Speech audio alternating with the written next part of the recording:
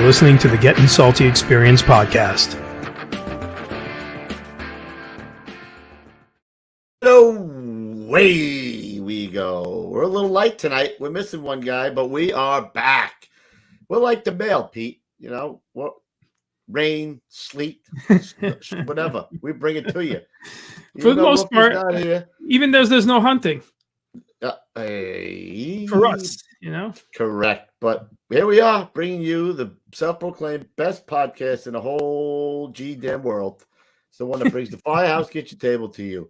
And you guys asked for it, right? Last time we had the random thoughts, they're like, oh, why don't you have guys from other places other than the FDNY to get their perspective? Well, we got it. We got random thoughts across America, starting on the East Coast this time. So we got four gentlemen. 1, 2, 3, 4? Yeah. Yeah, four.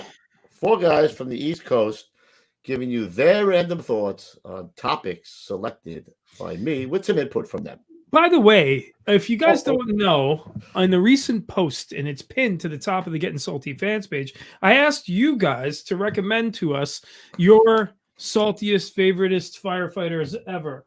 And man, oh, Shevitz, have I gotten like a freaking litany. And I've sent you guys. I got to go through them. I really got to go through them. Well, there's one guy we're going to have on the show. And his name is, I'm going to say his name. Don't say his name. No, I can't. Okay. There's a guy, 9 or 10 of you out there in the Salty family sent us like the reasons why. And here's the thing, go to that post on the Getting Salty fans page. But if you're going to send us these emails, send them to me first. It's on the fans page. You'll see where at gettingsaltypete@gmail.com.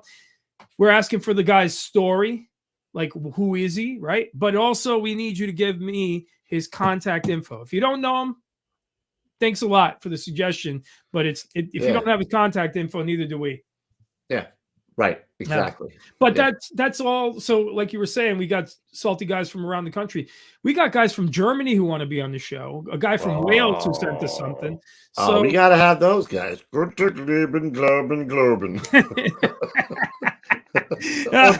And we put the water on the fire. Yes, when we arrive, we eliminate all the reds, and then we clear up the blocks. The burnt charred stuff in the fire. Yeah. Yep. That's the Germans. Yeah. So we got a lot of good topics tonight. Should be interesting. Yep. Hey, man, this has become more of like a regular series, man. Random thoughts. Yeah, I like it. Yeah, I really do. This is good. How far are we away from the squadumentary? How far are we out, bud? I think definitely by the new year for sure. I got to get this off my plate, dude. It's so much work, but it'll be worth it in the end. By the 2022 or 2020? Oh, I didn't know if you meant like the January 1, 2023. We're working. I'm working on it. It's not that I'm not working on it. It's just a lot, man. It's a lot to put together. So. All right. 2.5-hour documentary right now as it stands. So. No, it's gonna be longer than that. It's really long. Anyway, no, it is. I'm not, and it's a lot. So we're getting through it. It's all good. Should we just pay these bills? Pay the bills, and then we'll bring our guests in here, our esteemed guest, if you will.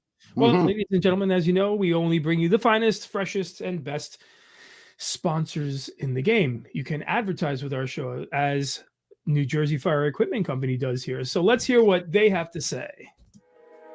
Established in 1930 and under the current ownership since 1987, the New Jersey Fire Equipment Company handles a complete line of fire department equipment and supplies. Headquartered in Greenbrook, the company operates full 3M Scott service facilities in Ridgefield Park and Toms River, staffed by 10 fully authorized Scott certified technicians with a fleet of 6 fully equipped service vans.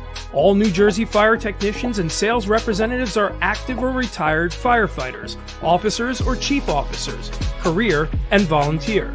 They understand the business and the importance of their work. New Jersey Fire has represented Scott since Earl Scott entered the SCBA business at the end of World War II. Among other leading manufacturers represented by New Jersey Fire are Globe and Firedex Turnout Gear, Mercedes Hose, Task Force Tips and Akron Brass, Hygenol, fire hooks, Arctic compressors, MSA Carnes helmets, ChemGuard foam, Alkalite and Duo safety ladders, BA face shield protectors, Truckman's Choice saws, Grove's gear racks and washer dryers, Supervac fans, RPI, Streamlight, and many others. A New Jersey incorporated and based company, sales and service are limited to the state of New Jersey. Find us now at www.njfe.com. That's www.njfe.com.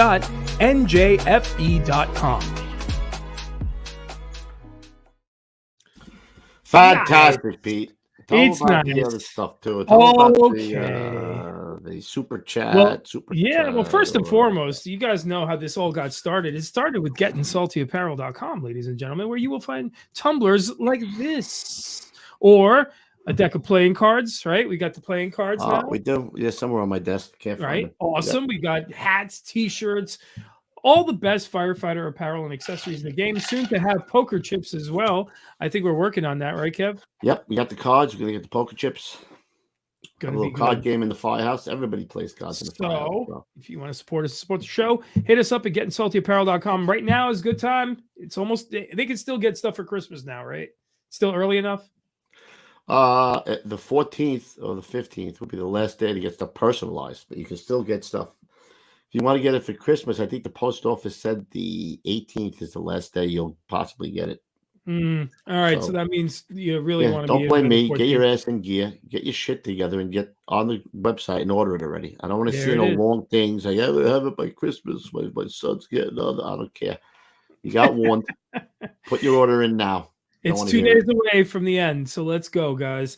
Also, the super chat. If you guys absolutely positively want to support us, support the show, hit us up in the super chat. Throw a little question in there. Throw your comments in there. So on and so forth. We always appreciate a little super chat action. And after all, you guys are our number one sponsors. That's it. Should we bring these dudes in or what? Yeah, let's bring them in one at a time, man. Yeah, let's go. Who are we bringing in first? A spicy Latino, bro. We're bringing a resident Spaniard, Mr. Jose Martinez. Yes. There he is. Nice. Okay, I don't want to get us kicked off of YouTube. All the way from Orange County. He's a lieutenant down there in Orange County. Good evening, all. Yes. Welcome. Hello. What's up, Playboy? What's up? Shalom, Pete. Don't let that hatchet hit you in the head back there. Yeah, man. My goodness. Yep. My goodness. Okay, who's next?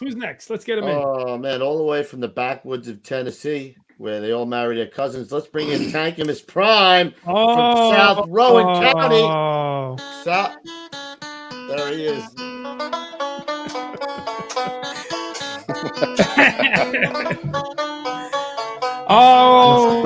Damn, let's go. There he is. Hey. All right. It's Tyler. Tyler? Who's Tyler? Never heard of him. Well, it's the guy a couple of minutes ago when he was giving his wife some shit. She said, Tyler! We were like, Tyler. It's Tyler. Hold on, Tyler. Shut the door, woman. My goodness. All right. Shut up. Silly woman. All right. Who's next? Oh, we got our favorite Jewish firefighter, bro, coming from Hartford, Connecticut, man. He's in the rescue. He's in ladder 6, I think it was, if I remember correctly. I don't know.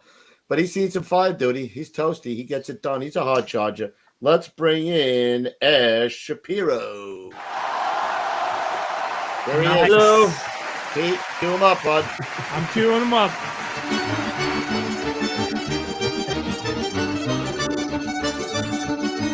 Okay, there it is. All right, there it is. Nonsense. And last but not least, here he is, everybody's favorite in the chat, the Punisher, if you will.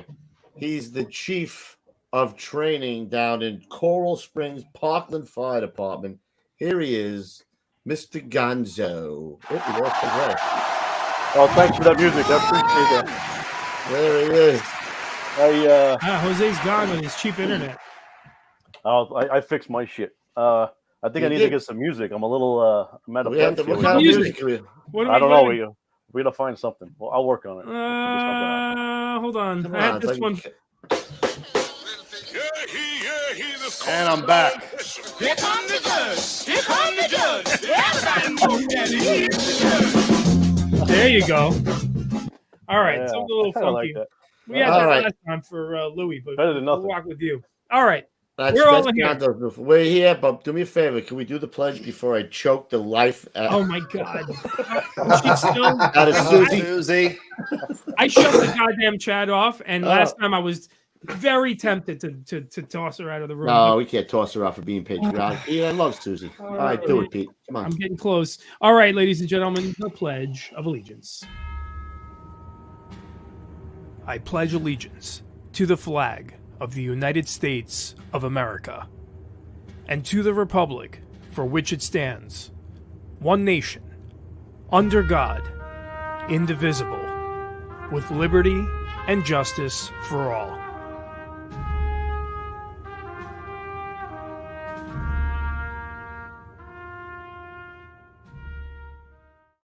All right, amen. Thank you, All right. Susie. Loosen up your panties now. They're getting all in a wad there. Crying out thank you. loud.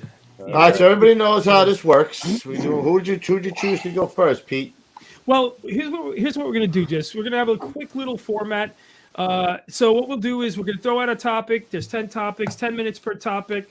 And when we get close to the end, like a 1 minute warning, you guys will hear this.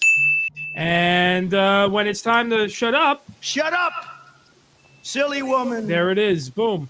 So that's it, guys. First off, let's give everybody the first topic. And Koobs, you can pick anyone you want, or if you want to take this one first. But the first topic is Go. infighting amongst firefighters. What are the best ways to handle these situations? All right, I'll give you my quick one really quick, and then we'll go Round robin. clockwise. Yes, we'll go round robin. What Captain Murphy used to do is guys who had an incident in the firehouse, he would make them work together just about every tour, and he would make them sit across from each other. And they would have to ultimately hash it out some way or another. And he would keep them in that same position until it resolved itself. That was a quick little one. So let's go to Jose, who is a lieutenant man. All right. So I wrote down a few notes here just for. Is that you, Gonzo? Oh, God, what a nerd. Shut up! I'm turning it on. Nerd. Way to wreck the show. Yeah, I'm bringing it to life. Oh. So just Like a man. You got to be serious for 2 minutes. 2 minutes. All right. So just my take on that is I could see that what you're talking about, Murphy, Coobs, but I think that by the time we see it in the firehouse, depending on how much it boils over or bubbles over, I think that it's been going on for a while. So I think that's like on the crew to pay attention to what, like the interactions with everybody amongst everyone, and just kind of pay attention to that and not choose any sides and just try to like keep it neutral and find out if it's something that's maybe one of the guys is going through something, something at home, something personal, something that they don't want to speak about, so they're maybe they're walking on, on the edge on shift every day. And then they snap at someone, and then someone, naturally reacts back to them. And so I think that you just got to dig a little deeper and see what's going on there, So that's my take. All right, let's go to Gonzo in the middle for the block. We have a couple different things. You have two different elements there. You have somebody who's maybe suffering from a mental health crisis, and you have somebody who just might be a plain jerk, for lack of a better word. But we've handled a lot of things in our department where, like you, Kev, you make the guys work together, and eventually you hope that they will work out their problems and whatnot. And it usually happens. We're fortunate we don't have too much drama. We have some drama, like everybody has drama. But as far as that kind of thing, that's one way to handle it. But then, like Jose was saying, if you have somebody that all of a sudden starts acting out, and then you really need to get to the root of the problem, because there could be something else that's going on, and that's everybody's job. Like when we had our episode last, we were talking about mental health. Everybody needs to pay attention to that more and more these days, because again, there's two sides there. So that's pretty much what I have for that kind of thing. Hi, Mr. Shapiro. We talking about guys fist fighting or just Either could be. Well, I mean, if they're at each other's throats, it's one of those things where you gotta, as I was told, you stop the bleed. You gotta separate them. And if it's that bad, you may have to take the company offline because these guys are trying to kill each other. So, Now you got to figure out the root cause of the problem. This feels like a lieutenant's question, to be honest with you. Taking a test. It can, but it could be a senior man. It'd be not letting it get up to the top yet, so you might have to handle that as a senior man, one of the senior men. If it gets to the officers, that's one of those things where you separate them. What's the problem? Can you shake on it? If not, I mean, if everybody already saw what you did, then do you need the employee assistance program, as we call it? Something going on at home, drinking or substance abuse. What can we do to help you? But from the senior man perspective, it's like you separate them privately, like talk to them separately, so they're not trying to kill each other while you're talking to them. Then what's going on? Can't you guys act like grown adults here? Like there's a certain standard we're trying to hold you guys to here, and you're acting like children. Plus, it's a job, right, Ash? Like, you know what I mean? Like, wouldn't come to your Twitter offices today and, and I want to throw down with somebody. And if you did, it would have serious repercussions. I guess it's just because there's so much, it's a dude's world mostly. I'm not saying all guys, but, guys handle things like that sometimes, especially when it comes to life and death jobs, no?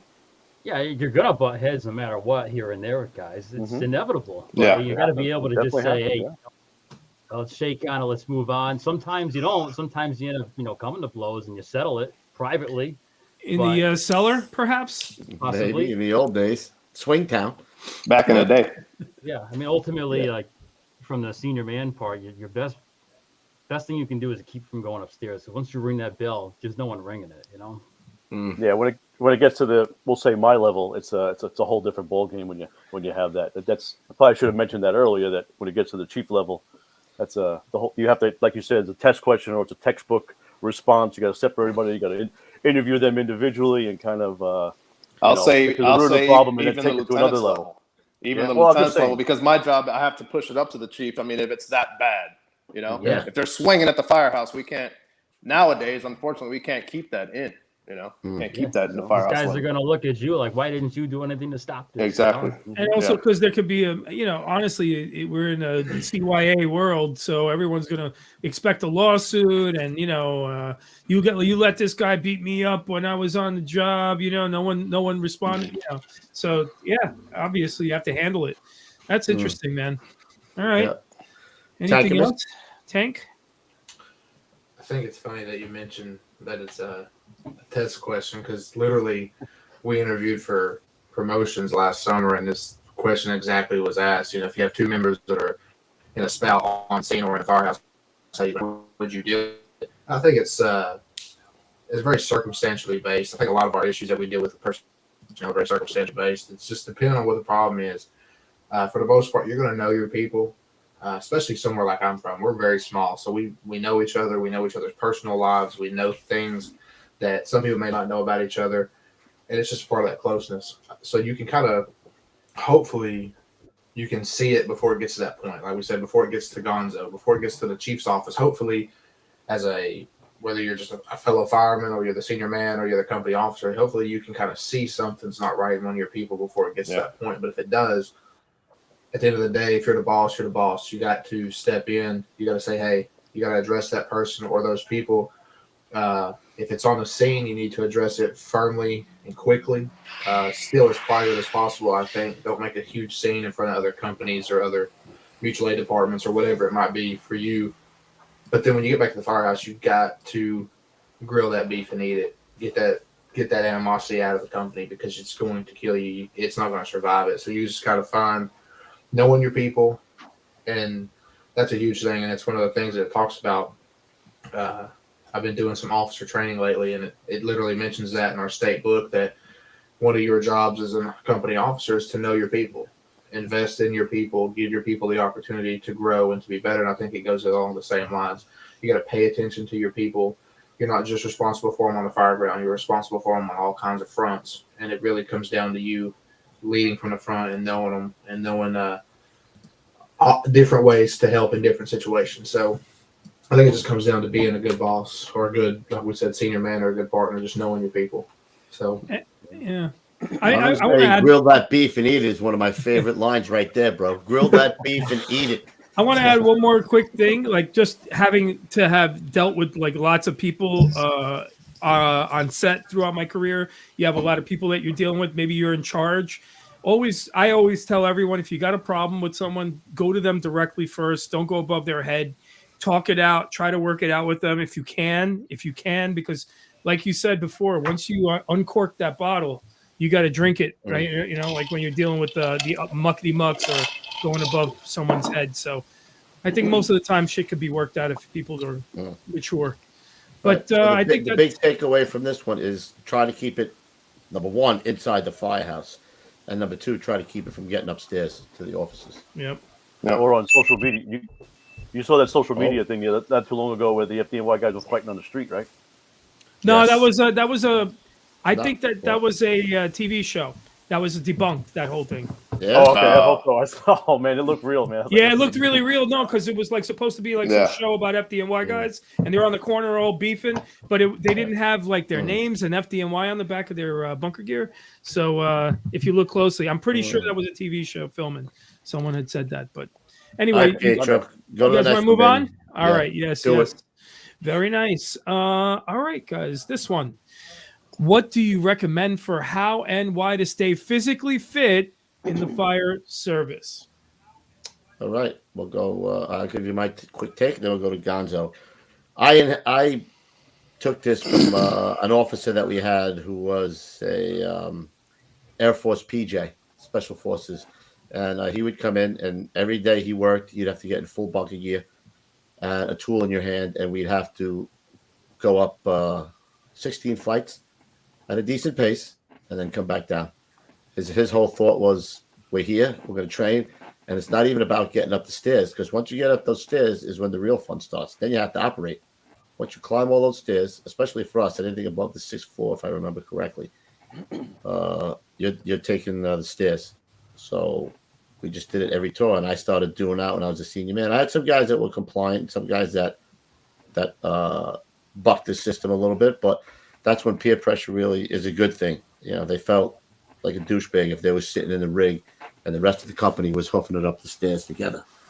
So go for it, Gons. What do you got? Same thought process. It's you want to train and acclimate yourself as how you're going to operate.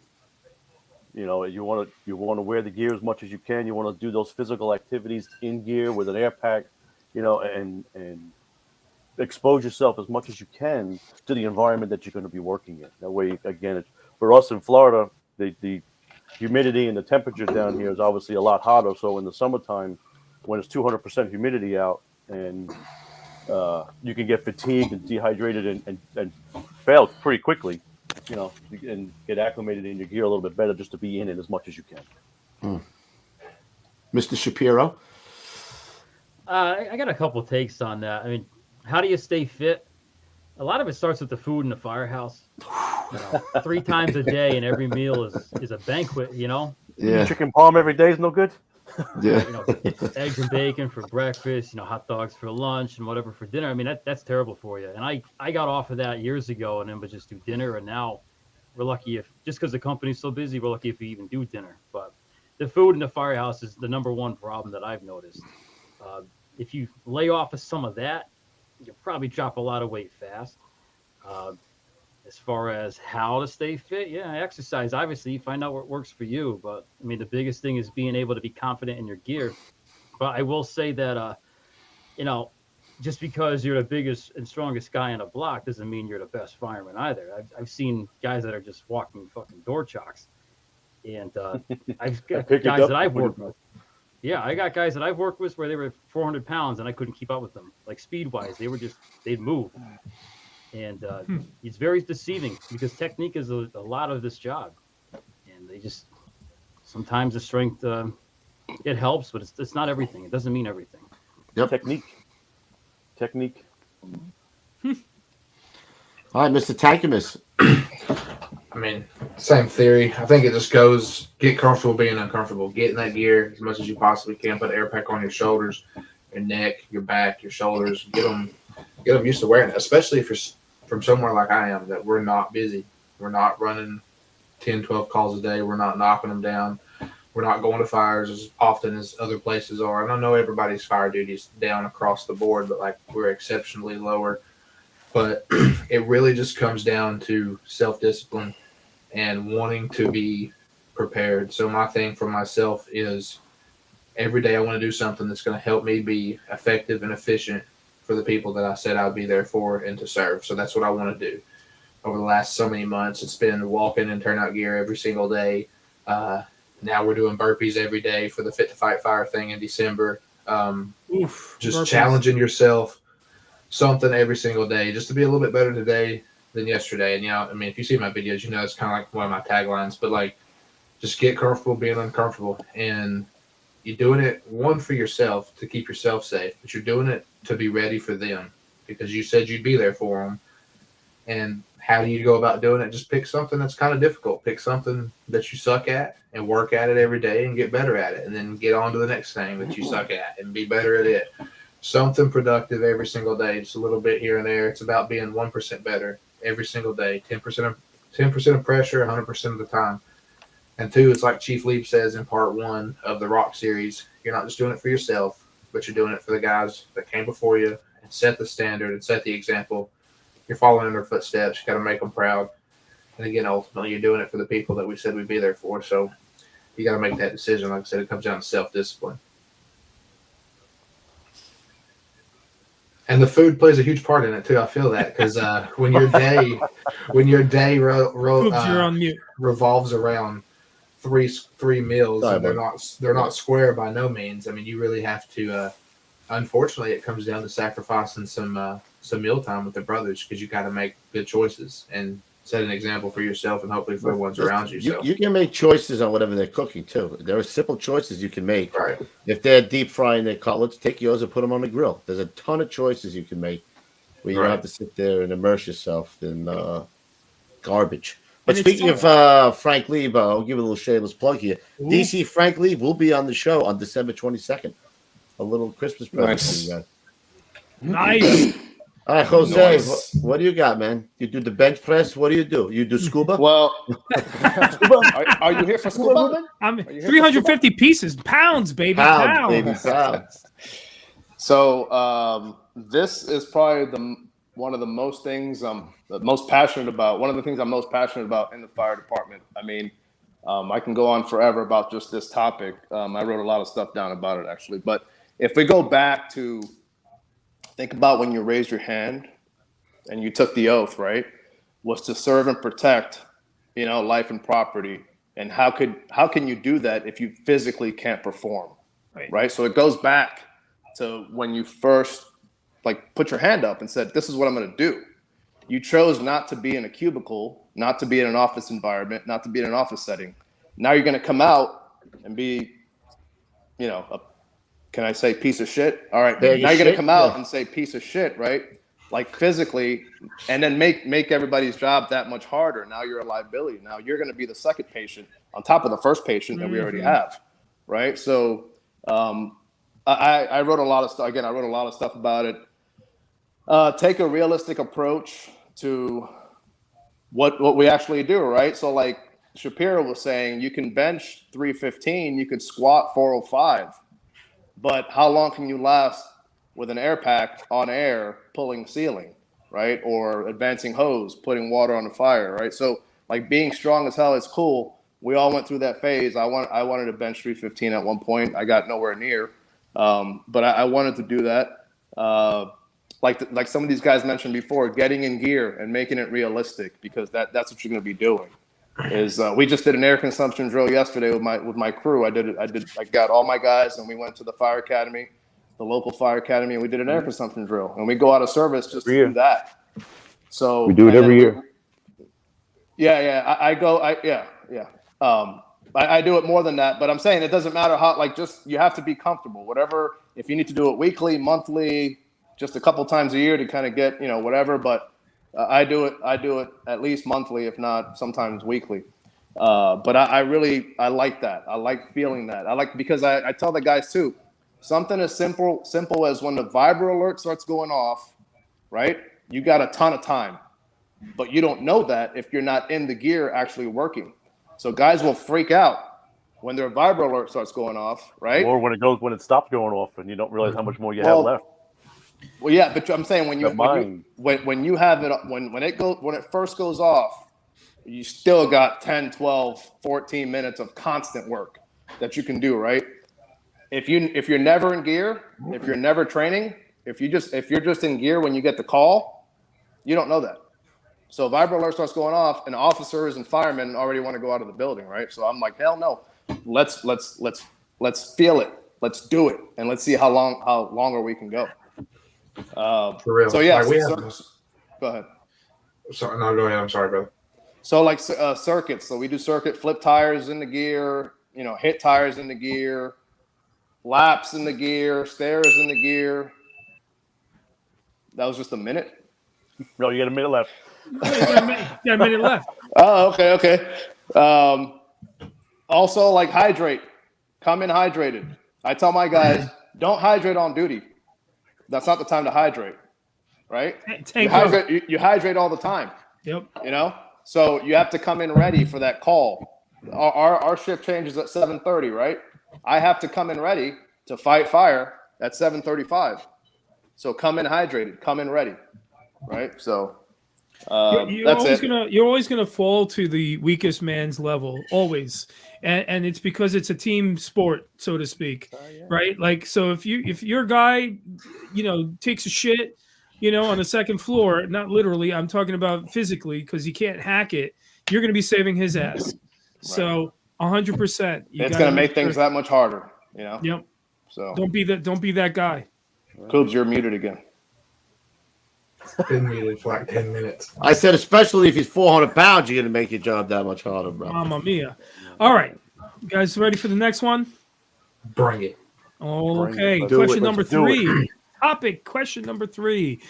What are your best tips for breaking in new firefighters? Nice. All right, Mr. Ash, you're up. Oh, boy. Breaking in. I mean, hazing always comes up with this, and hazing, that's part of like know your audience. Some people can handle it, some people can't. Why do we do stuff like that? If you can handle that kind of shit in the firehouse, then you should be able to handle some fire, so to speak. But breaking in a new guy, I think consistency is really key. Give him a solid year, stay with him the entire time. I don't want to say give him too much breathing room, but like, for example, we got a new guy on our company, and we're a senior company, and we ended up with a new guy. He had 1 year on a job. He was barely off probation. So it's like, what do? You're supposed to be a senior guy coming here. So every single day we did something, whether, it was a Sunday, we did something. If it was like a Saturday, the game is on. No, we're doing something. We're going over something. Consistency. And I was up the guy's ass every single day, whether he was sick or I was tired, or, we had 20 runs for the day. It's 9 o'clock at night. No, we're going to do something today. We're going to go over something, so you'll learn something new every single day, because we're not doing our job if we're not passing on the knowledge either.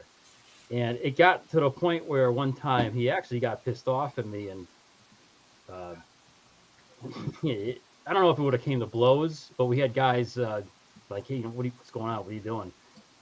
Because I just wouldn't let off of him. But ultimately, he ended up thanking me about 6 months later. It is one of the best compliments I ever had, too. Like, I am glad that you were on my ass the entire time. Didn't give me any time to really, slack off or just be a scumbag, because you motivated me to do stuff on the days that I didn't want to do anything. And you really, forced me to really embrace what I'm supposed to know. So... And the other thing with new guys, too, is it's easy to just sit back and laugh at, oh, this guy doesn't know how to use a snowblower, this guy doesn't know how to use a screwdriver, because there's not a lot of mechanically inclined people out there right now. If they don't know, just go over and show them. You can break their balls for a few minutes, it's fine, but go over afterwards after you're done, breaking them down. Now you got to build them up. Show them what they have to do. It's easy just to point your finger and say, yeah, he's an idiot, and then brush it off. So. Nice. Tanky? Yeah, I agree. I think knowing your audience is very key, because obviously you can't do that with everybody these days. We got folks is just different, and that's all we'll say about that. But I think one key element that I've found successful in my experience is be good to them in a sense of teach them the job. they don't know what they don't know. And if you don't teach it to them, they're probably not going to know it. I mean, we can put them through a quick rookie thing. I mean, it's different here. We don't have academies, so to say, like other places have.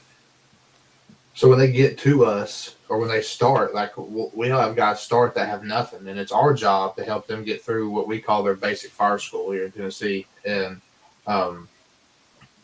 you just got to teach them. Be consistent in your teaching, and then give them an opportunity to show you that they know it, or give them an opportunity to screw up, and then let them learn from that. But don't just hang them out to dry. But stay with them. Don't just push them to the wayside. Don't just like I said, don't hang them out to dry, man. Give them an opportunity to learn, because we have the best job in the world, and I want as many people to know that and believe that. And I want to give a guy every shot. Now, bad apples happen. A bad egg's a bad egg, and it goes down the chute eventually. But the way I look at it is, a senior man or an officer, it's my job to give this person every chance to have the same out of this job that this job's given me, the same opportunity to love it and be good at it as the rest of us. And if I got to take some time, or if I got to be inconvenienced a little bit to give them that chance, to me, that's important. And I agree 100%. Stay on them. Hold them accountable. Don't let them have a chance to let their guard down. You can find different ways to do that with different folks. Like the kid that's with me right now, he can handle it. We've had to have some hard heart-to-heart conversations. I've had to say, hey, man, you got to stop getting so butthurt about things, because in this job, you're going to get left behind. It's going to eat you alive. You're going to quit.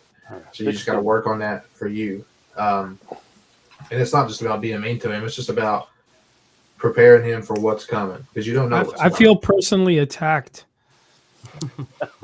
Run to your safe space. Find your safe space. You just got to find your safe space.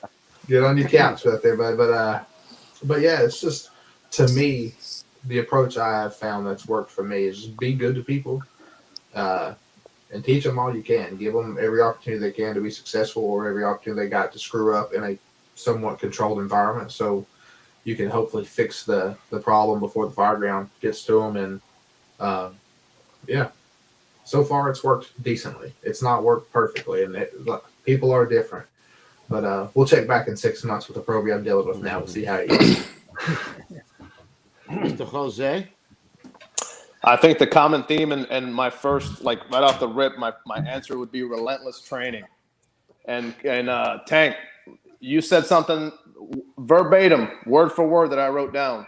They don't know what they don't know, right? Mm-hmm. So how do we know what they know if they don't even know what they know, you know? So it's like, I start, whether you're coming to me, I mean, if you have a few months on and you come to me, or you come to me brand new out of the academy, it's like, we're going to go over the engine, and I'm going to open up every compartment, and we're going to talk about every single tool every day. Just relentless training, just relentless. Every day we're going to go over something. Like Shapiro was saying, doesn't matter how busy we are, we have to do it, because at a moment's notice, I could be depending on you for literally anything. You're on the truck. It's like, I need you, right? So I need to know. They need to know what to do in any given situation. So I'm going to make sure of that, and I'm out there with them. You know, I'm the lieutenant, but I'm pretty hands-on. I often joke that I can't find a clean white shirt, and I swear to God, I cannot find a clean white shirt in my locker, man. Every single shirt, fucking stains, yellow, black stains, just all kinds of stains on my shirts, right? And I don't say that to brag, but I say that, you know, to get my point across, is that we train. We just train, relentless training. So to put that in short, something else too is, on the flip side of that, be patient with them, because we were there. We were that probie. You know, we were that day 1, month 6 probie. So as much as we're going to train, I'm going to break everything down, and I'm going to go down to their level and start from the most basic of the basic, whether it's how to store your gear, you know, what's the correct channel we're on, you know, how to store your tools, what to check out first on the truck, like what takes priority as far as equipment goes. Just breaking down everything from the most basic to the more advanced. So that's what I got. Excellent. Cons?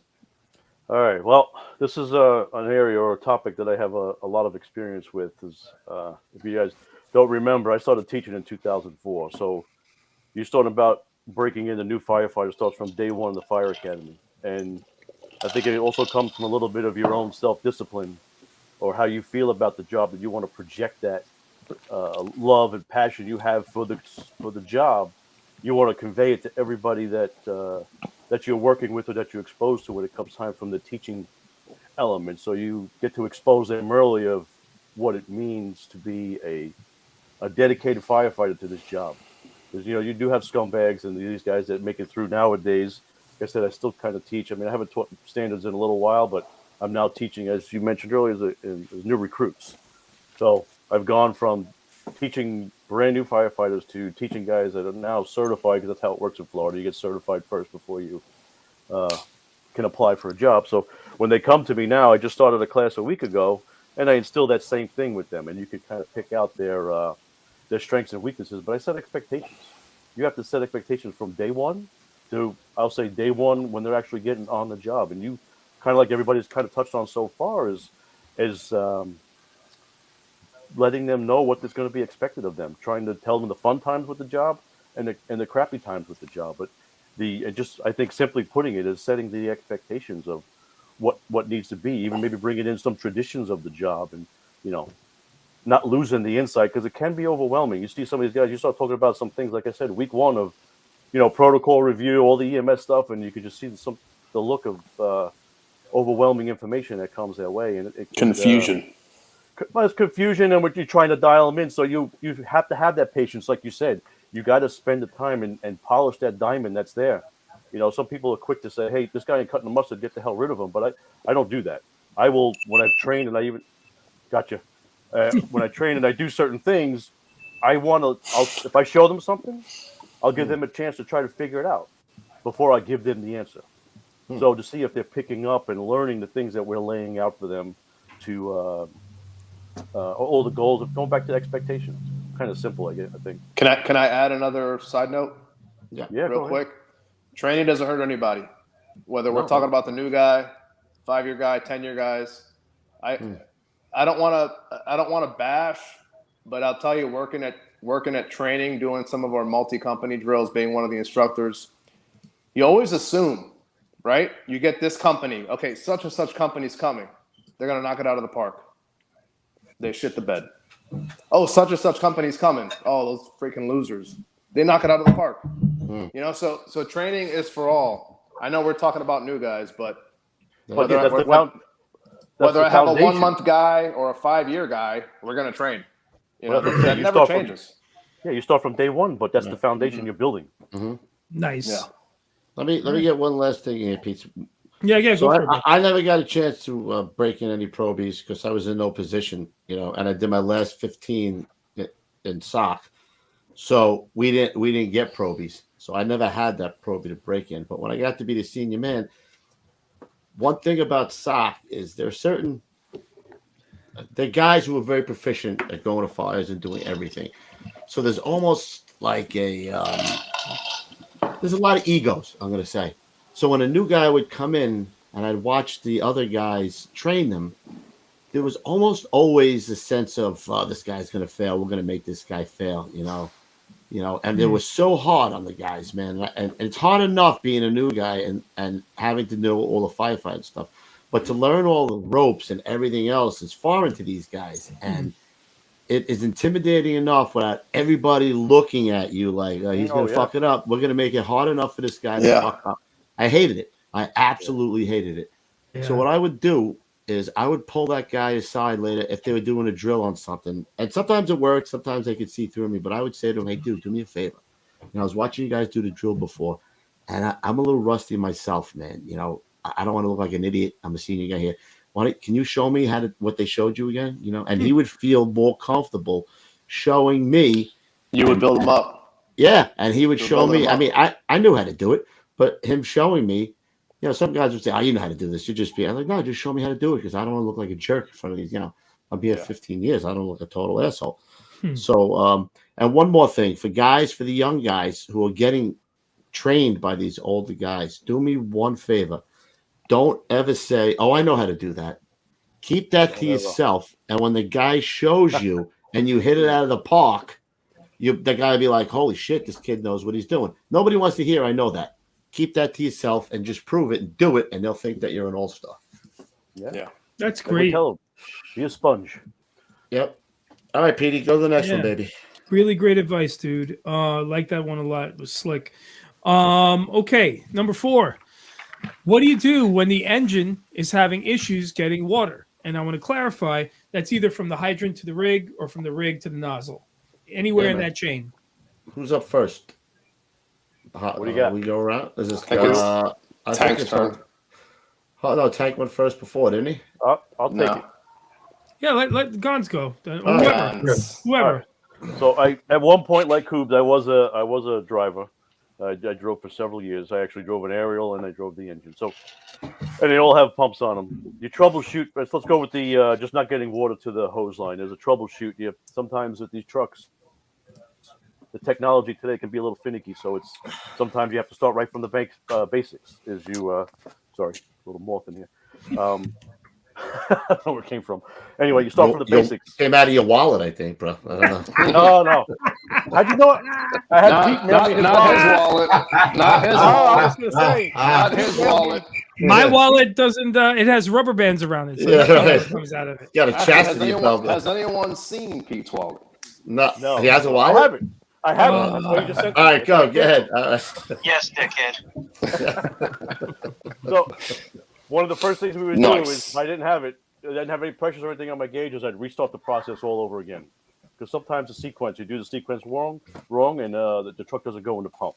If not, some trucks have an override, so you may have to hit the override or pull the override lever. There's a couple of those different things. And if all else fails, the truck either you have to pump through it from another truck, and they'll try to get that rig out of the way, and so make room for another one. But if it's locked in and you got shit everywhere, it's going to be a little bit of what I use that first domino chip of shit to go wrong when everything else is going to go wrong right behind that. So that's my analogy when it comes to that. So, and that's pretty straightforward for as that goes. But the challenge can be for us is I have some areas where we have a hydrant every 300 feet.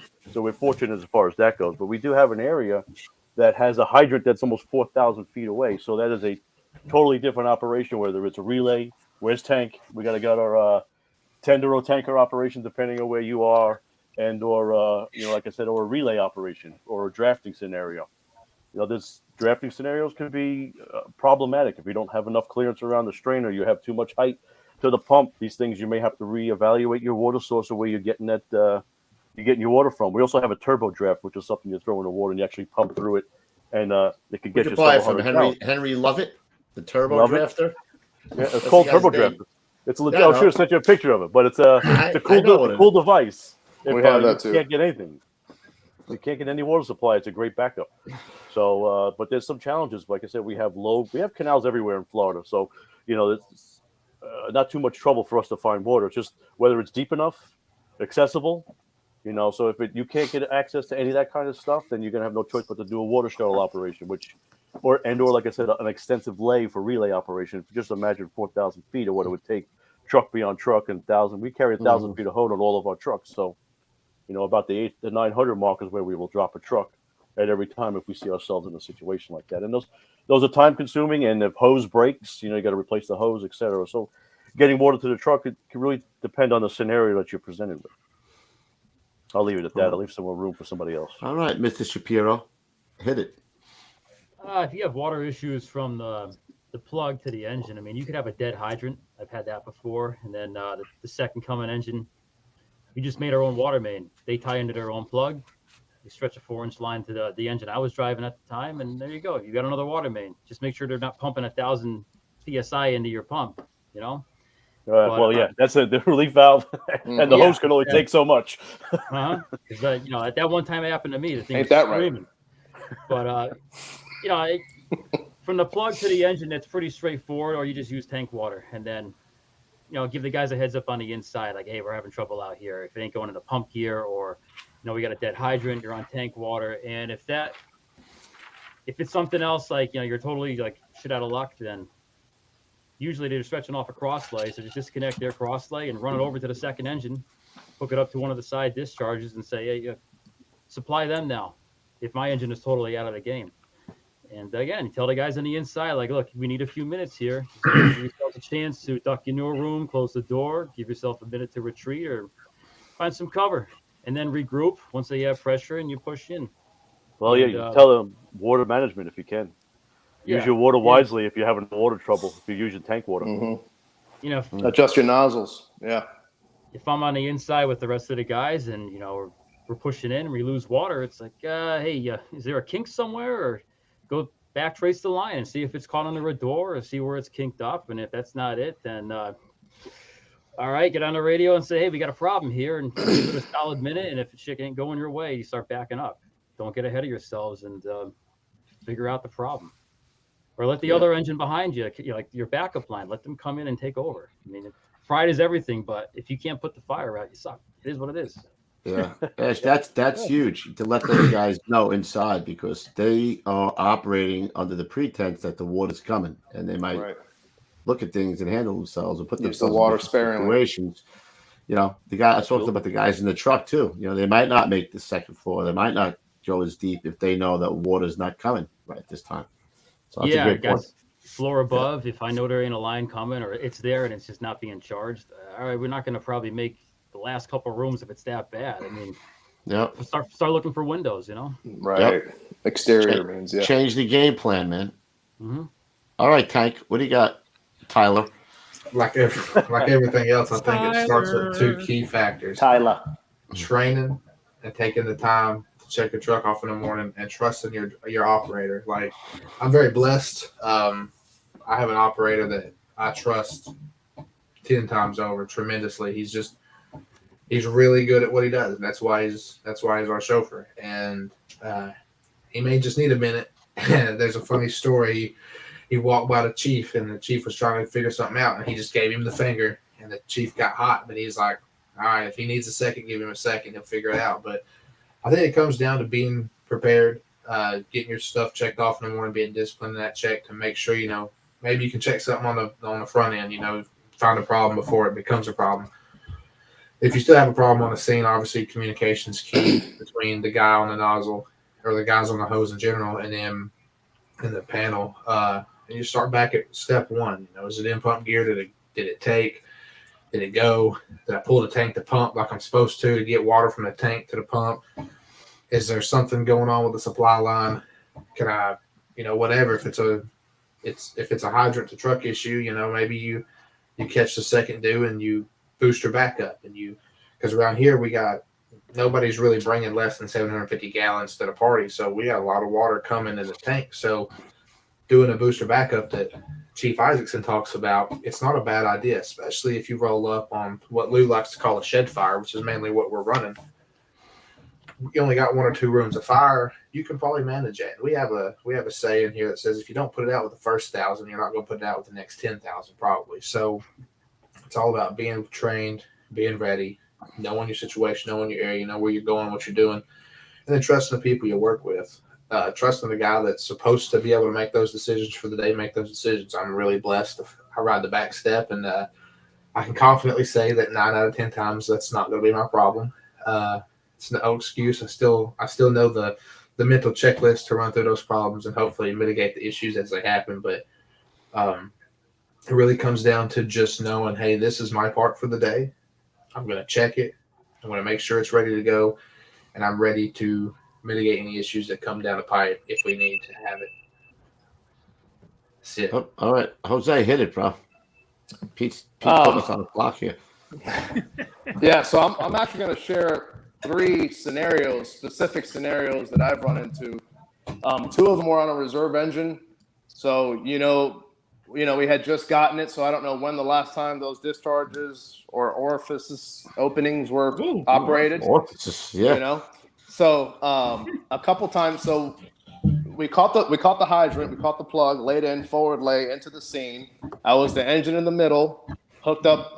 The first engine had already laid their LDH, waiting for me to pull up to it. Right, their large diameter hose. We have 5-inch down here. So I hooked up. So I had the hydrant water, right? So I had the water coming into my intake on my engine. I connected the large diameter hose to my discharge. For some reason, that wasn't opening.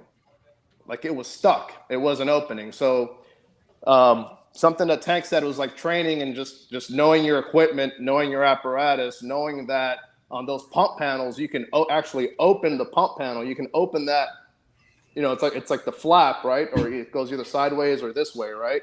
And you can look at the guts of the pump. And all it was a small nipple about that big.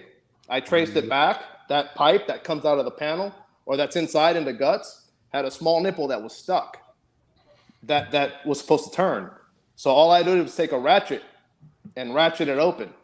And that freed that valve to open to be able to feed that first engine. So it's just knowing. It's just knowing. Heads up move, bro. Good for you. Yeah.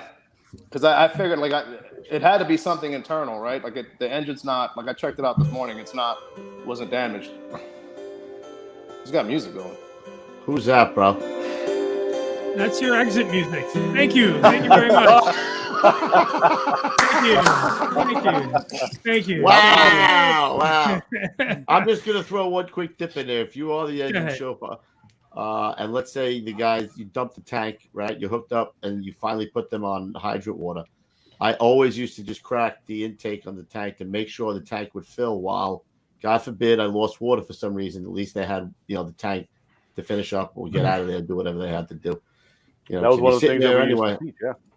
Open up the fucking intake, let the thing fill up, and then just close it, man. You got another tank of water to go.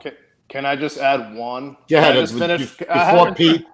Before three. Pete throws some other shitty music on you, go ahead, go. I had three, but I'm just gonna give you one more, okay?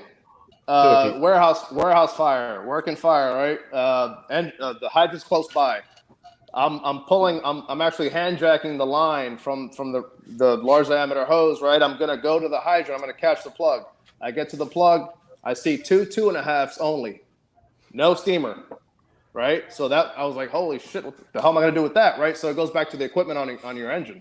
We have appliances, we have adapters, double females, double males, stuff like that. We can improvise. Right? So we don't need the large diameter hose to catch that plug. We have other appliances where we could run 3-inch back to the pump.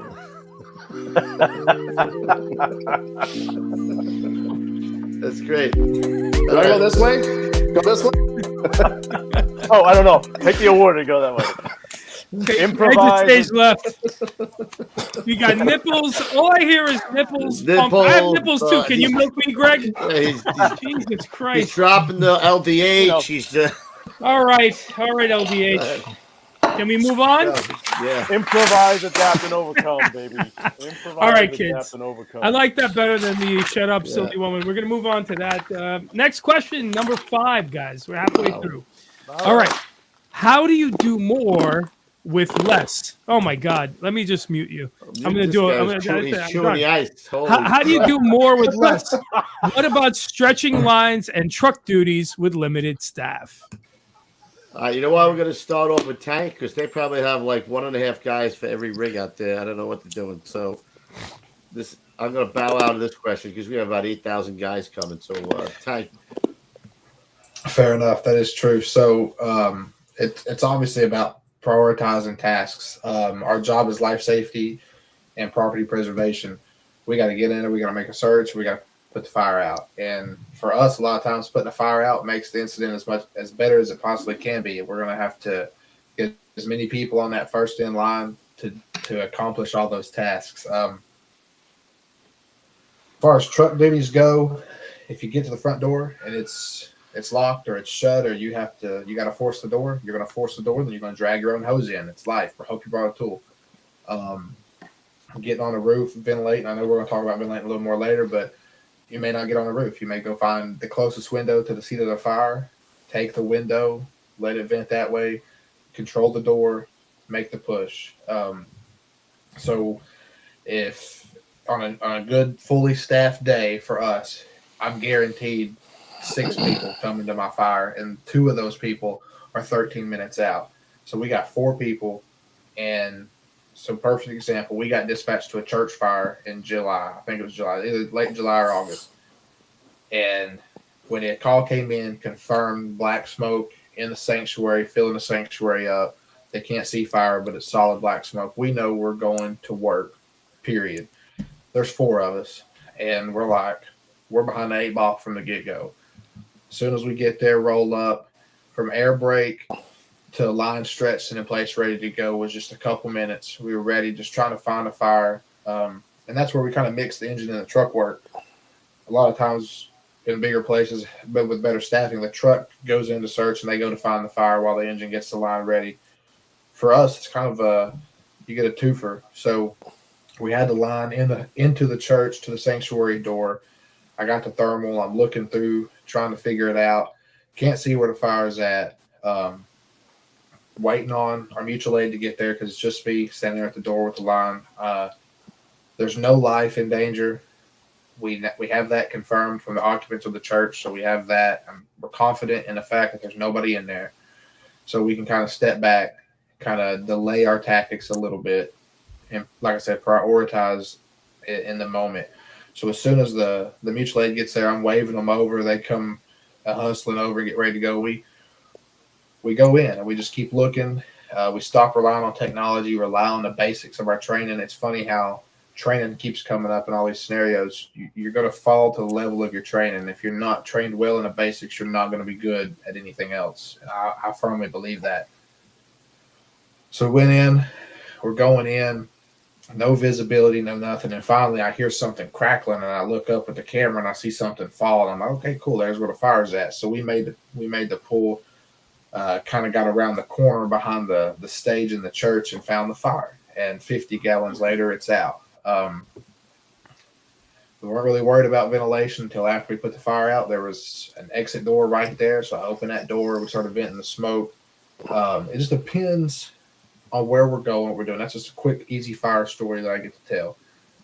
It depends on where we're going, what we're doing. We could go from anything from a literal shed that's even smaller than what Lou thinks is a shed to a 4-story, multi-million-dollar home on the river to factories to churches, schools, whatever, and we're still doing it with 4 people, 6 within 13 minutes.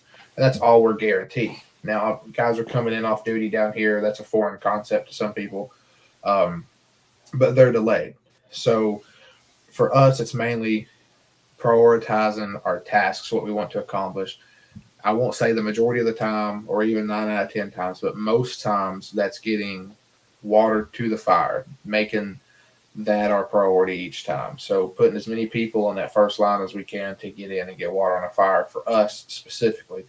But again, you roll up and somebody's screaming, my baby, your tactics are going to change and your priorities are going to change just a little bit, no matter how many people you got. If you got 4, if you got 25, at that point, life is our job and it is what it is. So it just really depends on where and what and how many people you got and what the situation is. But for us, for the most part, we're prioritizing getting water on a fire. That's what's going to help us be the most successful most of the time. Oops, You're muted. Who's muted? Well, Now we can't. He gone. I'll get it. Jose, you're up. It goes back to the training and how proficient you are. I mean, we don't have that problem tank down here, but I mean, it just goes like how late can how fast can you stretch the line, right? Like, I mean, maybe some 2-man companies can do it faster than 4-man companies. It just goes back to training. How fluid are you with the movements? You know, and we have to prioritize. So that's another thing I want to talk about. So prioritizing. What needs to be done first on scene when you pull up with a department your size tank? I mean, is there a life safety issue?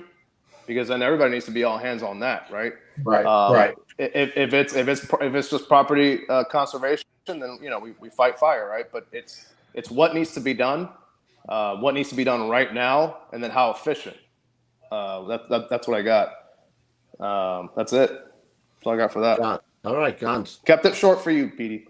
Thank you. You don't want to get the All bell of good. the music. We have minutes. All right, so a lot of the same. We're staffed. Give you a quick rundown of staffing for us. It's 3 on an engine, 3 on a truck / ladder, 2 on a rescue. We're fortunate we have 2 of our rescues, which is an ambulance, in some other parts of the country, where we have 2 on them, and some have 3. We're trying to get ourselves up, but for the most part, most departments in Florida have that kind of range. Miami-Dade's a little bit heavier. City of Miami as well is a little bit heavier. But for the most part, that's our staffing levels. Obviously, nowhere near the 5 and 6 guys on a rig jumping out where you can delegate all kinds of crap. So we've already hit prioritize,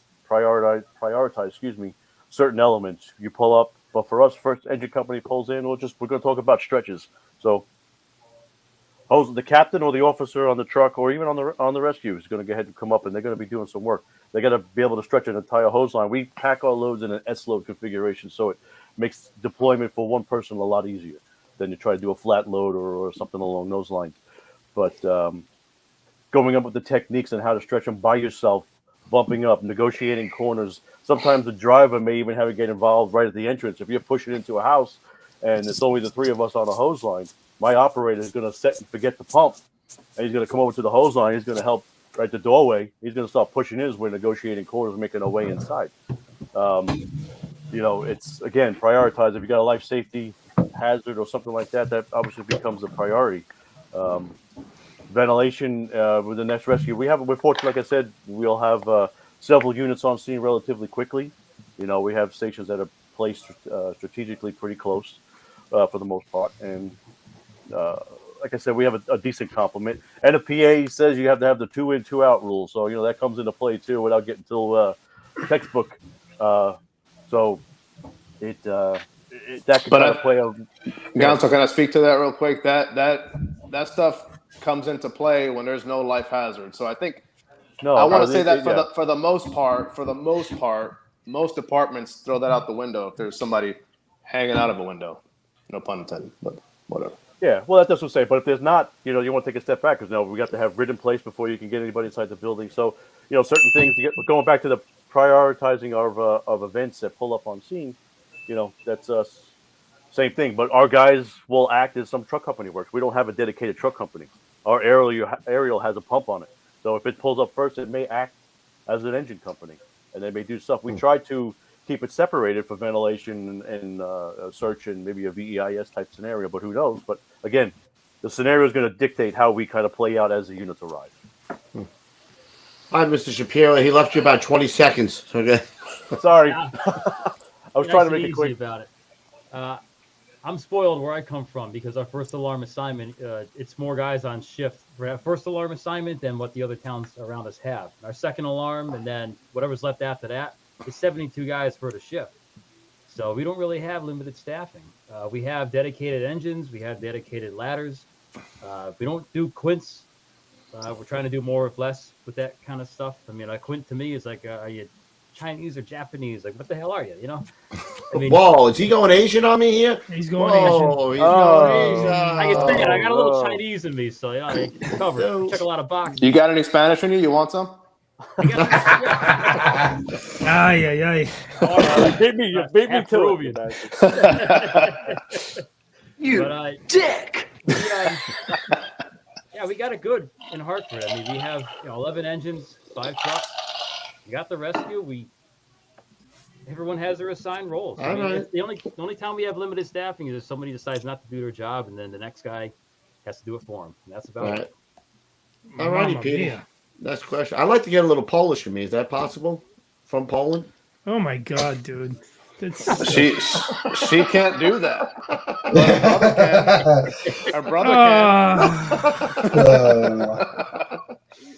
All right, go, Petey. What's the next one? This is one of my favorite topics because I was just watching this whole little interview with this Delta Force guy who was talking about how he trained forcible entry with the FDNY specifically.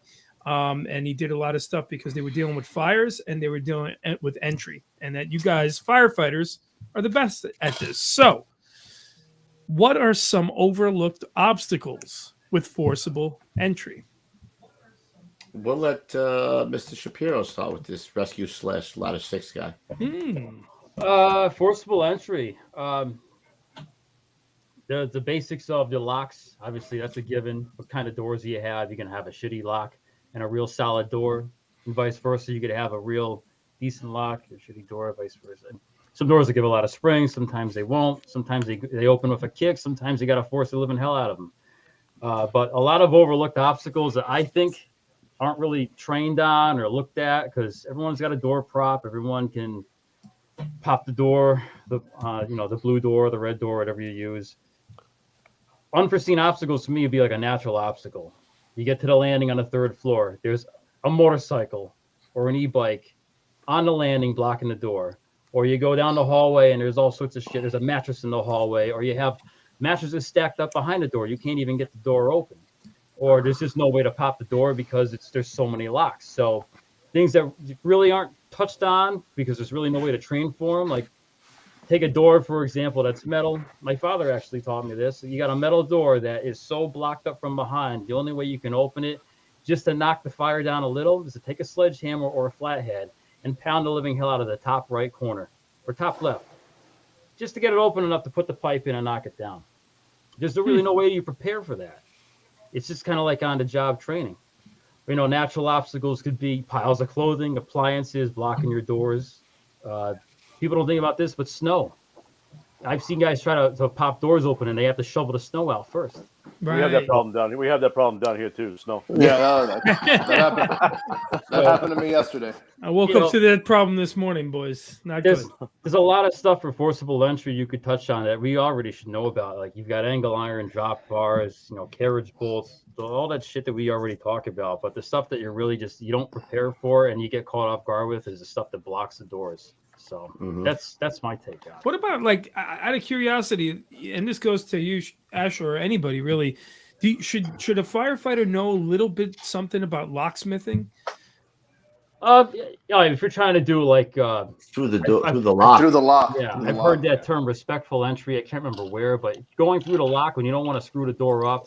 If you're just there for like smells and bells, you got a water leak, and they call you out. You got to get to the basement. Yeah, you don't want to screw the locks up or the doors up. So there's ways to sneak. Then you might want to use one of these from our boy over there, the Williams key.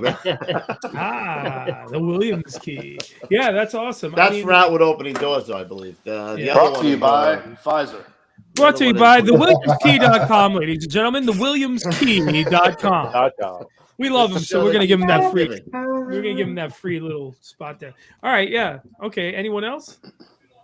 So yeah, I think like he's saying, those unforeseen obstacles. I mean, we all know.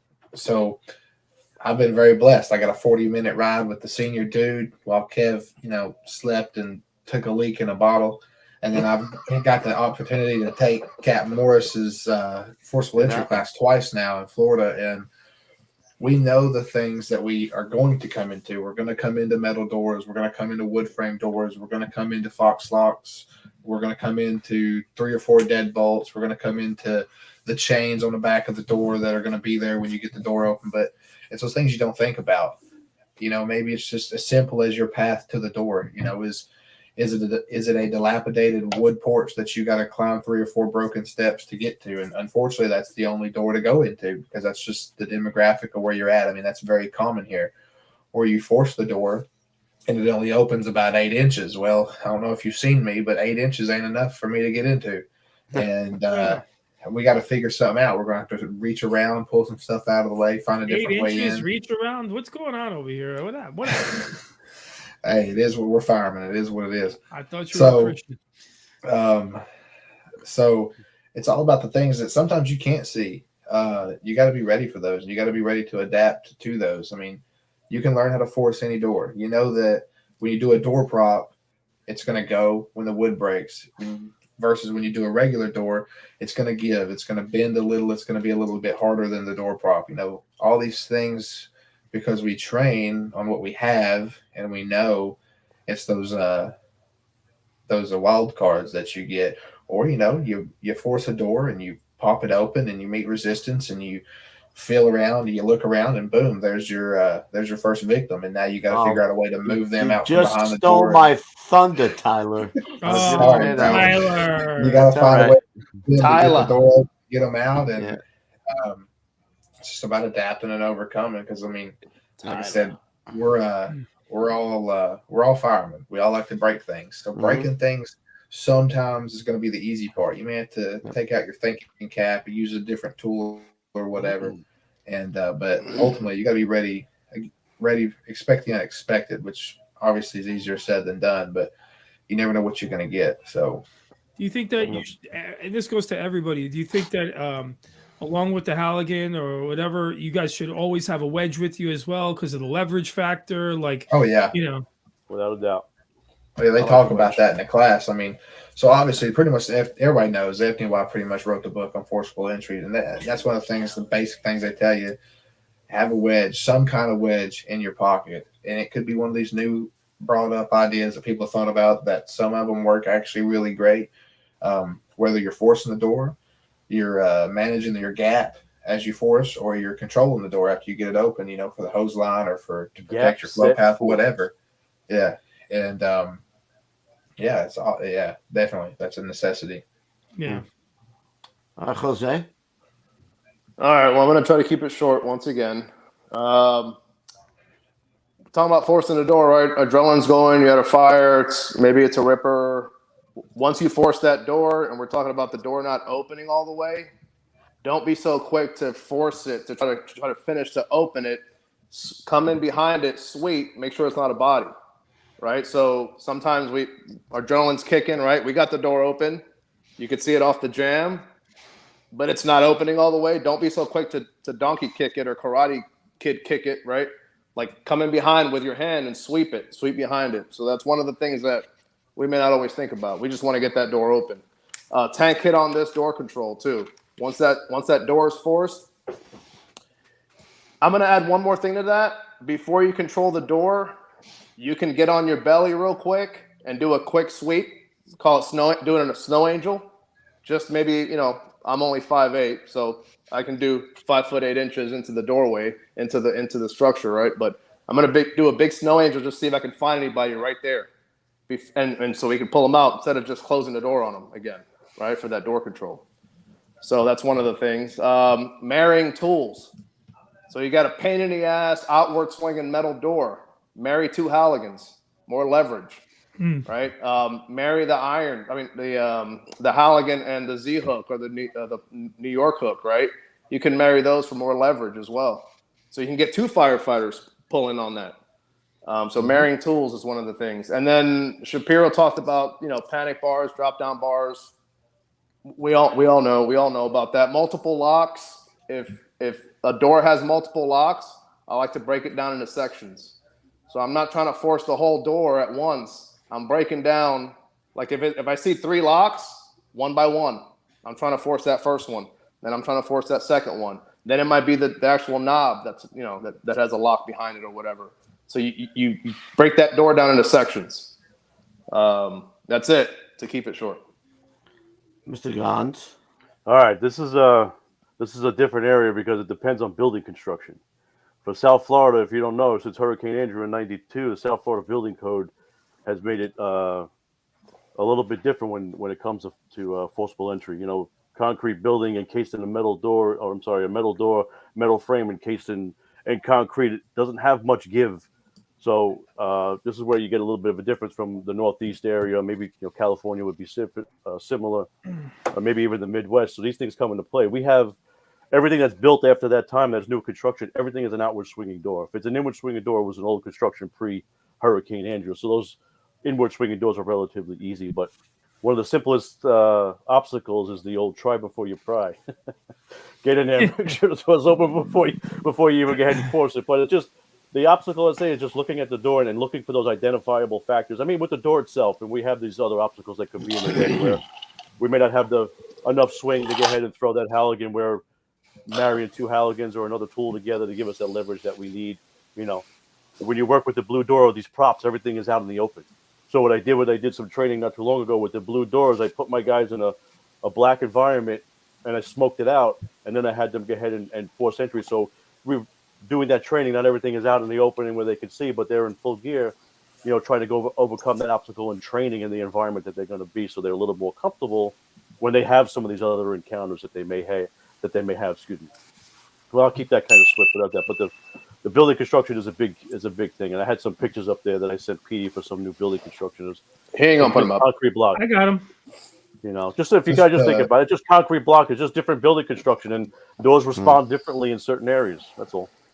To go off of the Chief's comment about out in the open, that's one really good thing about the conference I just came back from, when you take Captain Morris's class, the conference that we go to anyway, it's all about the team and how they built for student first. They'll actually take pallets and pieces of wood and they'll build hallways up to these door props, and they'll make it to where, if you're in there with an air pack on, you don't have all the room in the world. You got to figure out how to make do with what you got, making sure you're staying on the correct side of the tool while you're forcing the door, while you're driving the tool into the door, just making sure that you're using your mind and you're not just going through, I don't want to necessarily say those mindless reps on the door prop, but it's really getting your mind going to say, hey, this is a little bit more realistic. So it all comes back again to realistic training before the incident to be ready for whatever happens.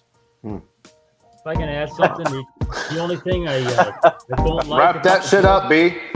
Wrap that shit up, B. Get it. The only thing I don't like about bro.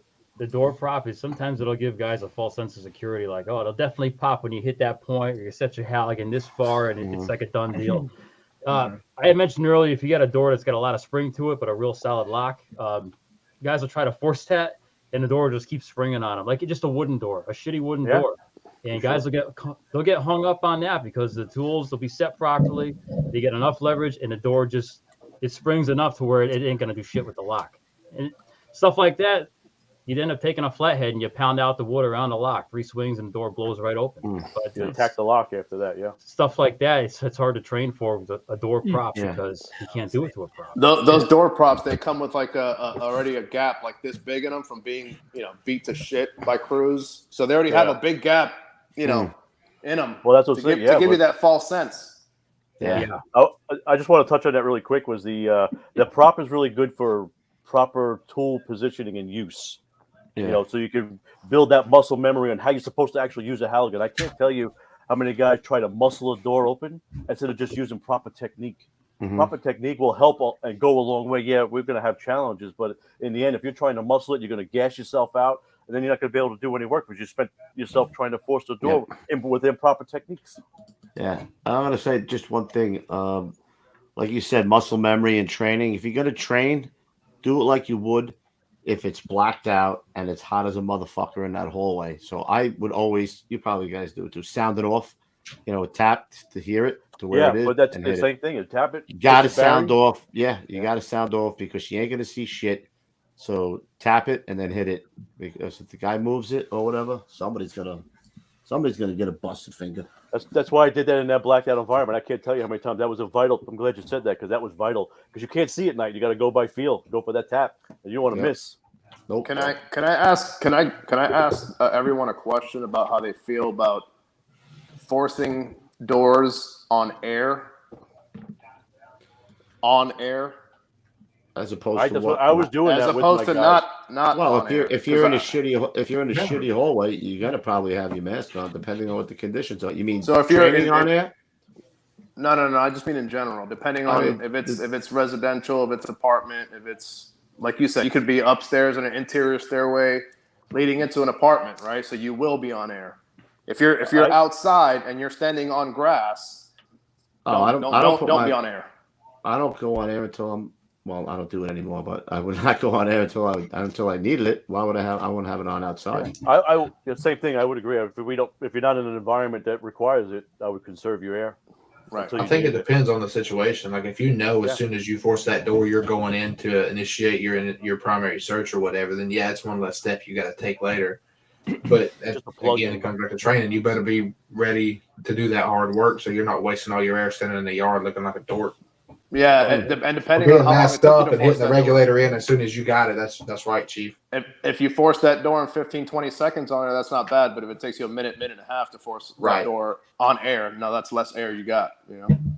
I think it needs being masked up, ready to get your regulator in as soon as the door goes. If you know you're going to work right after that situation, All right, Pete's playing the music. Go ahead, Pete. Go. Give us the next question.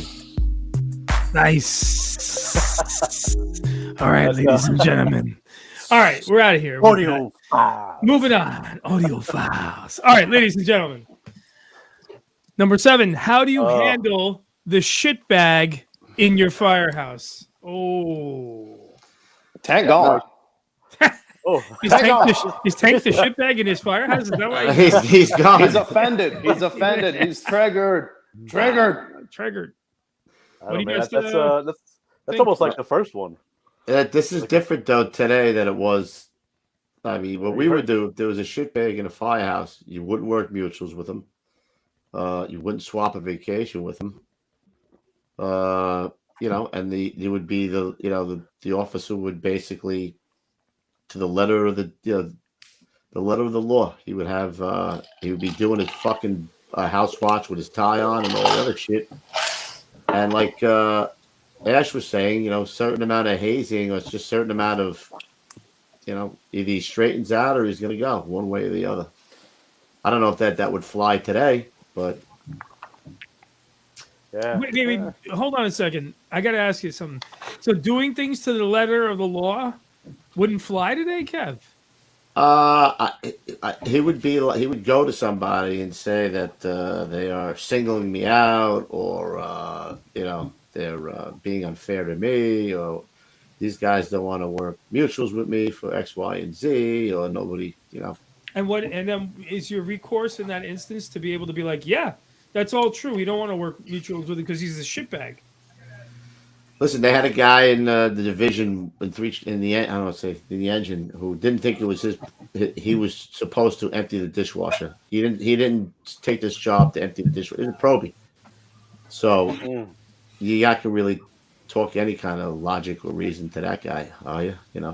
Right. But in the old days, everybody would be on the same page, and you'd just fucking pound him until he conformed, or he would leave. You'd make it miserable till he'd want to leave. Yeah, but I don't know how they would do it today. Yeah, gentler kind of fire department nowadays. Yeah. What about you? Ash looks like, I'd be fucking hazing that motherfucker.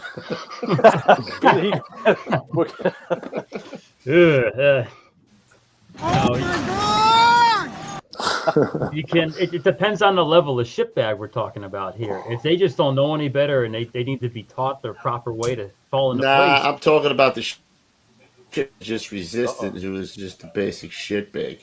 So, hazing can either go two different ways. It'll break the guy and he'll fall in line, or some guys just won't even do it at all. Like once you're on the outs, you're out for good. We're not even going to look at you. We're not going to say hello.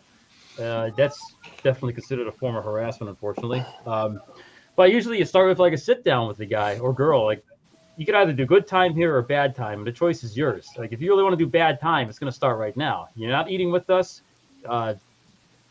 Don't come near us. A guy walks into the room, 7 guys stand up and they walk out. I mean, that sends a pretty strong message to some of these people. I don't know. I mean, we had a guy that we allegedly ran off the job because he came in, he had like less than a year on a job, and he said, I want to be in bed by 9 o'clock. I don't want to be bothered.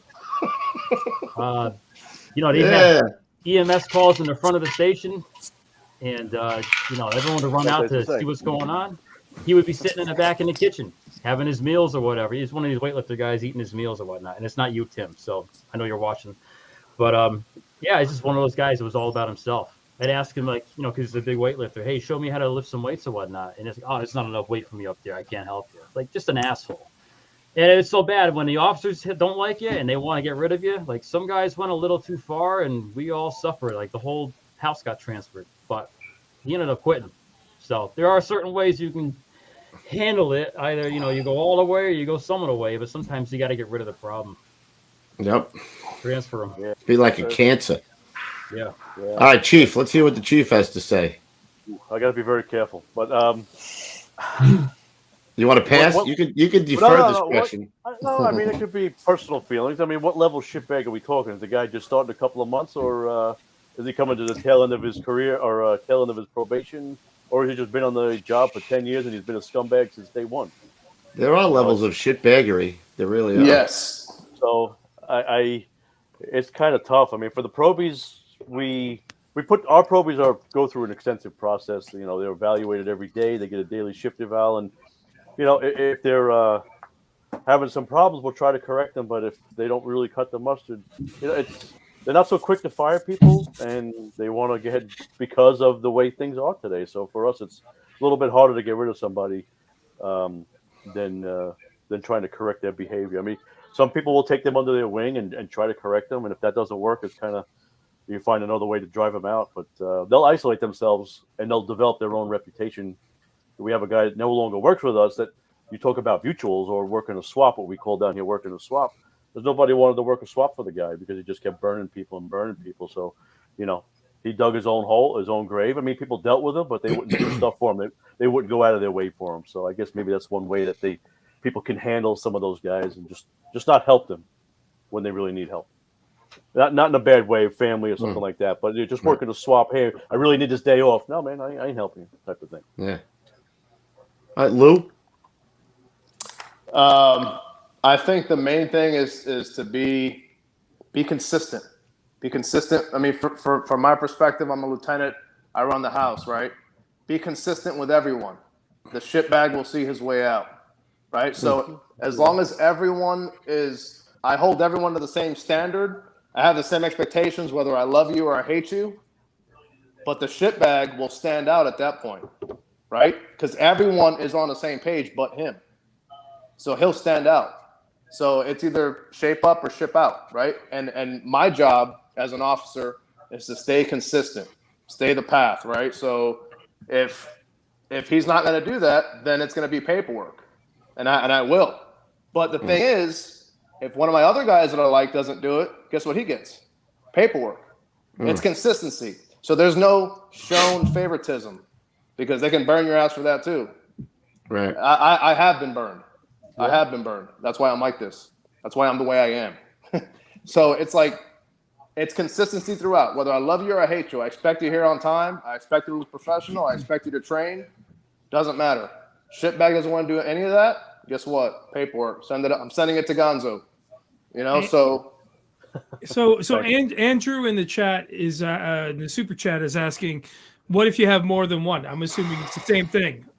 Sometimes shitbags like to stay together. It's them versus the whole firehouse. They have to know. They have everyone on the crew, whether you like them or don't. They have to know your expectation. So I literally write it down on a piece of paper, and I say, "This is what I expect from everyone."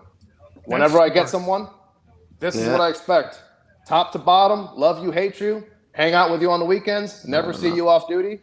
It's like it's the same thing, because if not, the way it works, number one, we're not in New York. Number two is 2022, right? So it's like it's a new day and age, right? It's a new day and age.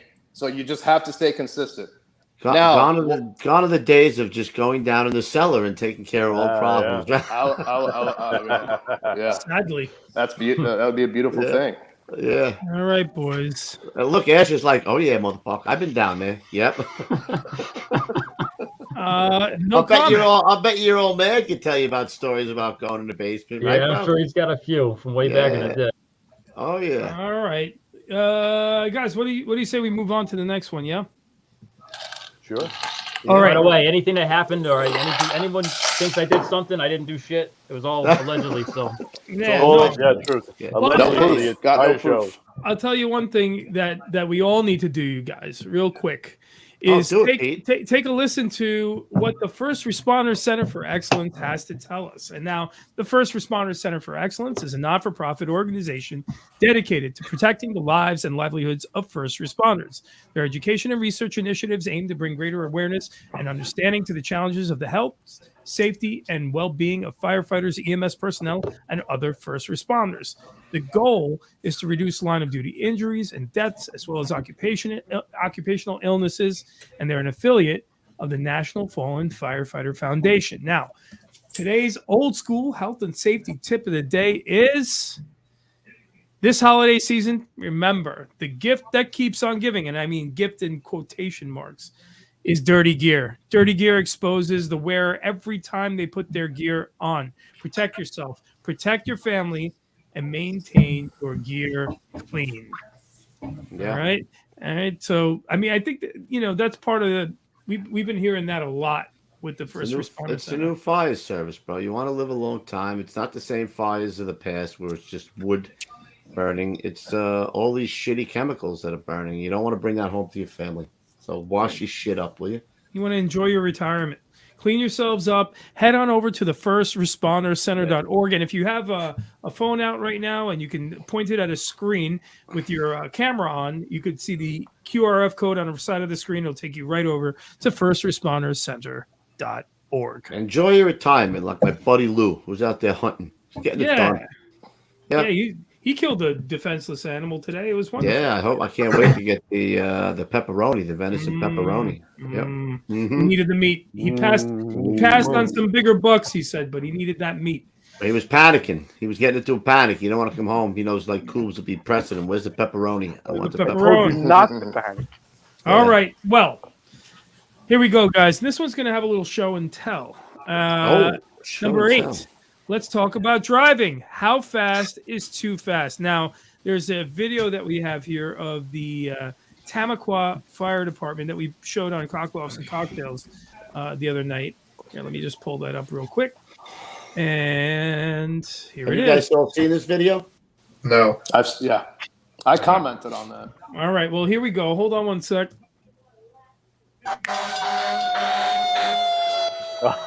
Yeah. Pulling up to the railroad. There he goes right through. Woof. He's probably got about 4 or 5 rig lengths away from the train that's coming through there. The Polar Express. All aboard! Right, so he burns through. Funny thing about trains, it doesn't matter where they're going. It's about deciding whether to get on. Yeah. That's a great movie. Hold on, Great. That's a one real second header, here. right? That's not from the train, is it? I'm gonna No. fast forward a little because you see what happens is the backup here or the secondary unit is showing up and waiting for everything to go through, obviously, because the train was already on the Jose, track. you commented on it. You said that what they had that a reporter guy's trapped, or what was the details? No. I don't know. I just commented on whether or not I would go through that. You know, at the time. Right? All right. Yeah, I did too. All right, so Yeah. give it here if guys didn't see the comments. I would. Well, There you go. Ash Whoa, is what right in. You would in? go. Who's up? Who's up? Ash, you up? Who's Go ahead, up? Ash. Yeah, I'll go. There's a certain way to handle driving too fast. There's the book way or officer way, and then there's the place is on fire, and you got to get there. And if my house is on fire, I want you guys there now. So Good point. I'm gonna get there one way or another. I hope to God I never look at the GPS at times, but I would go through that if I could gauge the distance. And I know it's hard to gauge how fast the train is going, looking at it head on. But if I think I got enough time where I can gun that bitch and get across the tracks fast enough, I'll do it. There's a header in the air. There's no lying on that one. You definitely got to fire somewhere, you know.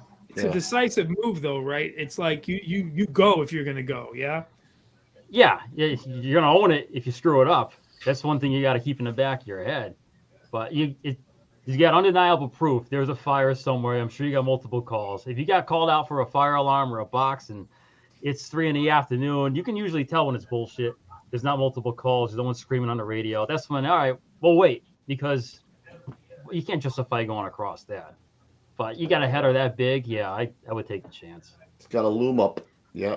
Yeah, I was going to say that's the kind of same thing. Is that depending on how the call comes in and the information you're getting, whether you're going to kick the mice or you're just going to kind of mosey your way through over there. I tell you, kids, you know, certain things that involve kids and or working fire, that adrenaline for anybody. But if you could do it safely, you know, and make that chance. But for us down here, we have the Brightline. The Brightline train does like freaking 100 miles an hour. And I can't tell you how many train accidents have happened just from pedestrians and whatnot trying to beat that train walking across. You know, if you don't have a rig that doesn't have some get up and go, you know, that's a gamble. So we're fortunate that our trucks they have a little bit of get up and go. So to take that chance at that point and kind of make that gauge, like you said, Ash, and kind of plan that out, it's a different game when coming with that Brightline, because that Brightline is whole and ass. Yeah.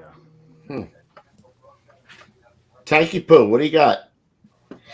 I'm just glad I'm not driving. All right, next. Jose. I ride the jump seat and I'm comfortable there. So I actually work in part of the town. It's part of Orange County where I work. It's called Taft, TAFT, and we call it train after fucking train. So I'm pretty familiar with doing that. For that video specifically, I would go. And I'm Monday morning quarterbacking the distance, but it was almost 9 seconds to when the engine cleared and that train came across that same area. So he was well within the time frame. But forget Monday morning quarterback. If I see like just a little light way down there and I'm right here and I have smoke, right?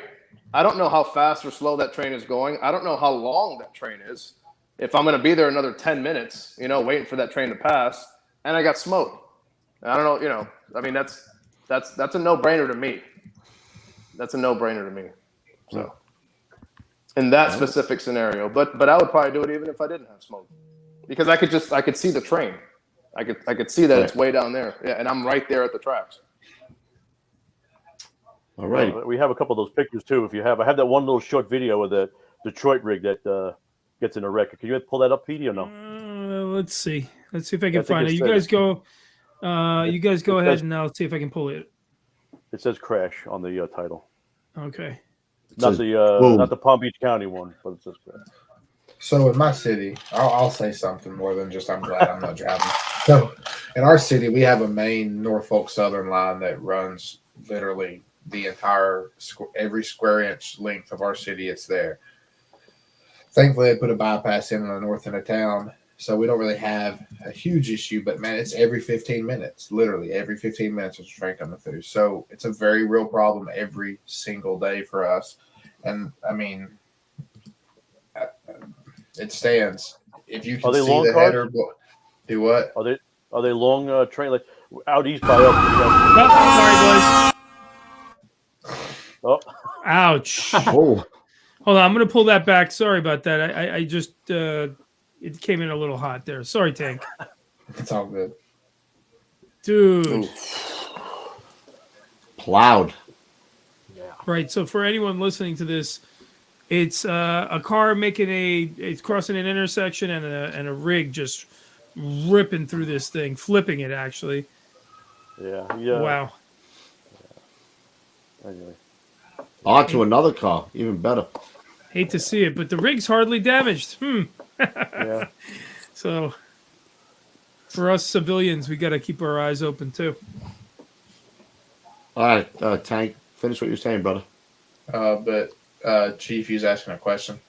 Yeah, I was telling you, out east by us, we have the freight trains, and they have 150 plus cars that go. I'm exaggerating a little bit, but they're very lengthy. So to take that gamble, if you have a pressing incident, you wait. Oh yeah, no. Sometimes they're very, especially the last couple of years, they've been doubling them up. I mean, so you're not really exaggerating when you say 100 plus cars. I mean, we've sat and counted them at times, and the way they stack them cars ain't always too heartwarming either. Because I mean, the line literally, it's the end of our pad, a grass plot, maybe 100 feet long, and then the train line. I mean, it's every single day we see it. I've beaten other units in because they decided to. I mean, whether they decided or not, maybe the train was already there when they got there. But I beat them into their first due because they were on the other side of the train.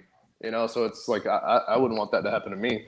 So yeah, so I mean, it's just it's circumstantially based. Like I've said that a few times tonight. I mean, if you know that you know that you know, you risk a little, save a little. Risk a lot, save a lot. You take your chances as you wish. I'm gonna call Tank Confucius, man. He's got little nuggets he's throwing out there tonight, bro. I'm loving it. All right, Petey, what are we on? 9? We're moving on. We're moving on to let's talk about cutting roofs. That's a big issue on this show. We don't do those peaked roofs. We don't do those peaked, or as you might call it, Tank, roof. We don't do a peaked roof up here. So 17's on the roof. 17's on the roof. All right. So what do we think about cutting roofs, boys? Who wants to go first? I'm going to keep out of this one. Go ahead. Yeah. Well, I'm sure Jose might be the same. It's definitely situational. We don't barrel tile roofs are for us no joke. If they get a little bit of water on them, they're slippery as all hell. And it's situational. We have other mean single-story homes and stuff like that when it comes to the residential side of things, bread and butter.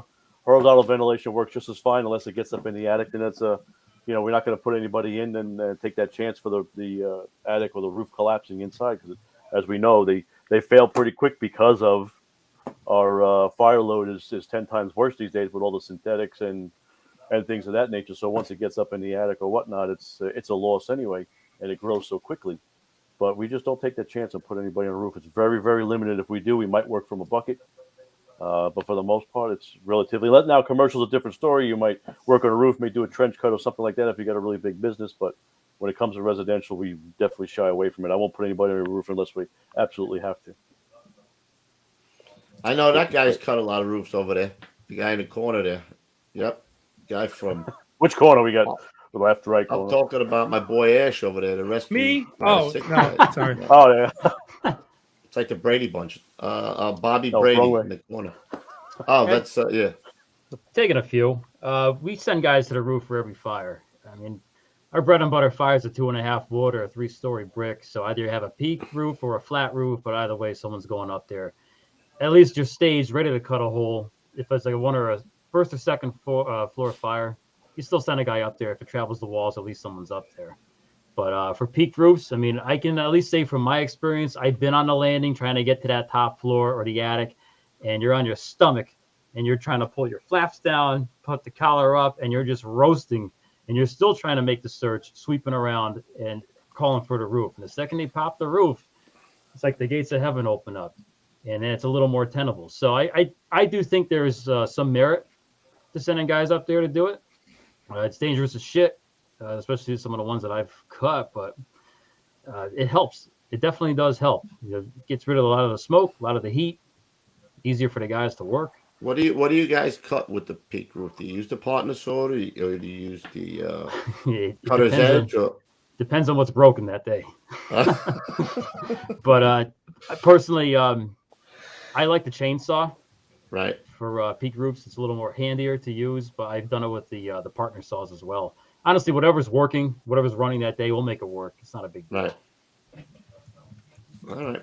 Tank, you cut many roofs up there, bro? It just depends. I mean, staffing goes into that. Like the chief mentioned, horizontal ventilation in its time works equally as good for us. But if we have the staffing and we need to, we'll get on a roof and cut it. Kind of the exact opposite. We don't cut many flat roofs because a lot of our buildings are stupid old and really dilapidated. And I know everybody's got old buildings, but ours are just ran down. It's just the fact of the matter.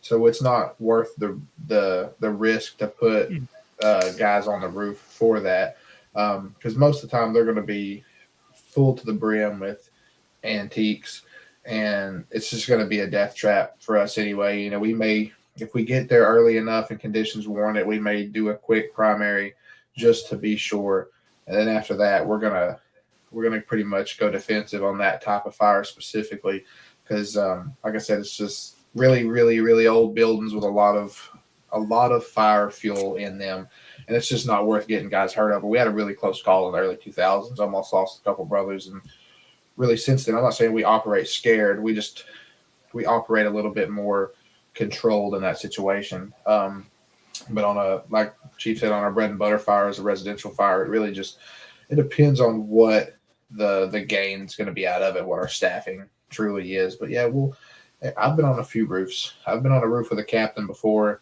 on New Year's Eve, and my foot sunk about 6 foot. I said, Cap, we ain't got to cut this one. Just let me step really hard from the ladder, and I'll put you a size 14 hole in it, and we'll get off of here and be done with it. But, some days we warrant it, some days we don't. And like I said, we always try to get that horizontal ventilation and just get in and get it. So thankfully, we're not working with two huge places on a consistent basis.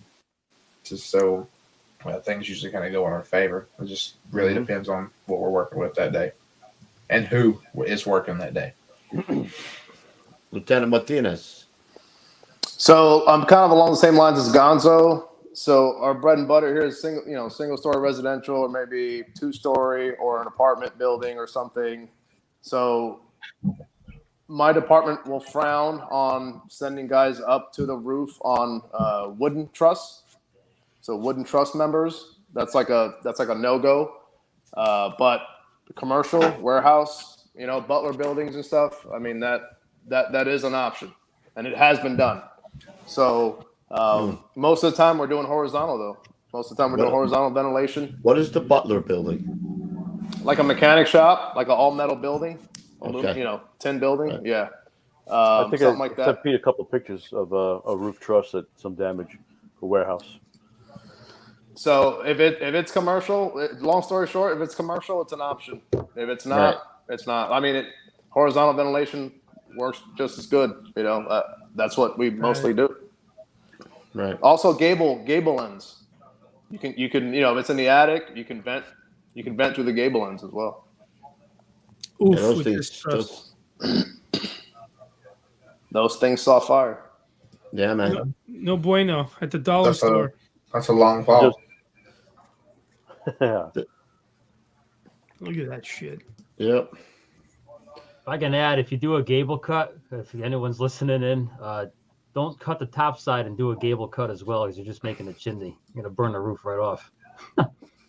Seen that a couple times. Yeah, sometimes they have those vents you could just pull out. Yeah, that's always convenient. And one thing worth saying, when you go to do horizontal ventilation, this is why we did a ventilation class in my volley department a couple weeks ago. One of the first things you got to say in certain demographics of responders is don't just because you take one window, don't take every window. Don't do that. It's worth saying. It's worth saying. Well, you talk about that ventilation really quick with taking windows and things like that. You got to also remember that you have to consider flow paths and these kind of things, and you're not just pushing in these days with us down here. For like I said, building construction, everything's compartmentalized. So certain fires grow so quickly. So you just pop a window. Who knows what you're doing? You may be enhancing the situation and inducing a flashover or something along those lines. So it's a little bit more strategic these days, at least for us down here. I tell my guys sometimes if it's cold smoke, in other words, there's no heat, but you can't see shit, you may have to pop a window just so you can get some smoke out to see what's going on. Because I've been let it adjust. Let it adjust and figure it out before you. Some apartment buildings where we open a door and it's just a wall. It's just a wall of smoke, and I'm like, holy, I can't see anything in here. So, yeah, let's get some windows open. But again, it's cold, no high heat. We're not on our knees. We're not on our bellies. We're just walking in. You got to read the smoke, man, if you can see what you can see. Was that before or after you noticed you were standing in a pool of gasoline? Lake of gasoline. All right, next, and finally, the last one. This is going to be the first ever that we made it through every 10 questions. So, what do you keep guys getting think? Caught off? What do you? Sorry, I don't mind cutting us off. He's not going to cut the captain and the senior dude off, though. Oh, I'm cutting everybody. You notice that, Tank? I don't want to say it again. From now on, I'm bringing down the hammer. This is how the hammer sounds. All right. What are the best ways of dealing with roll down gates? I'll go first because it'll be quick and easy because it's not something we deal with. We have two places in the whole county that I know of that has them, and they happen to both be in my city. If there's others, I don't know about them, but one's a gas station. It's got your typical, metal garage type door, and it's got a padlock on it. So for us, if we roll in and we know it's hot, maybe we can hopefully just cut the padlock and roll the gate up and be done with it. The other one is in a GameStop, and I'm not 100% sure it's an actual gate because I went by there today and they were still closed. So I was getting out and looking at it. I'm dead sure it's just some kind of thick curtain material. So, but it's behind the glass door is what's weird. It's the first time I've personally seen something like that. So sometimes you're encouraged to put them behind the glass. So if they break the glass, they trip the alarm, but they still can't get in, and it slows them down. Like with gun shops.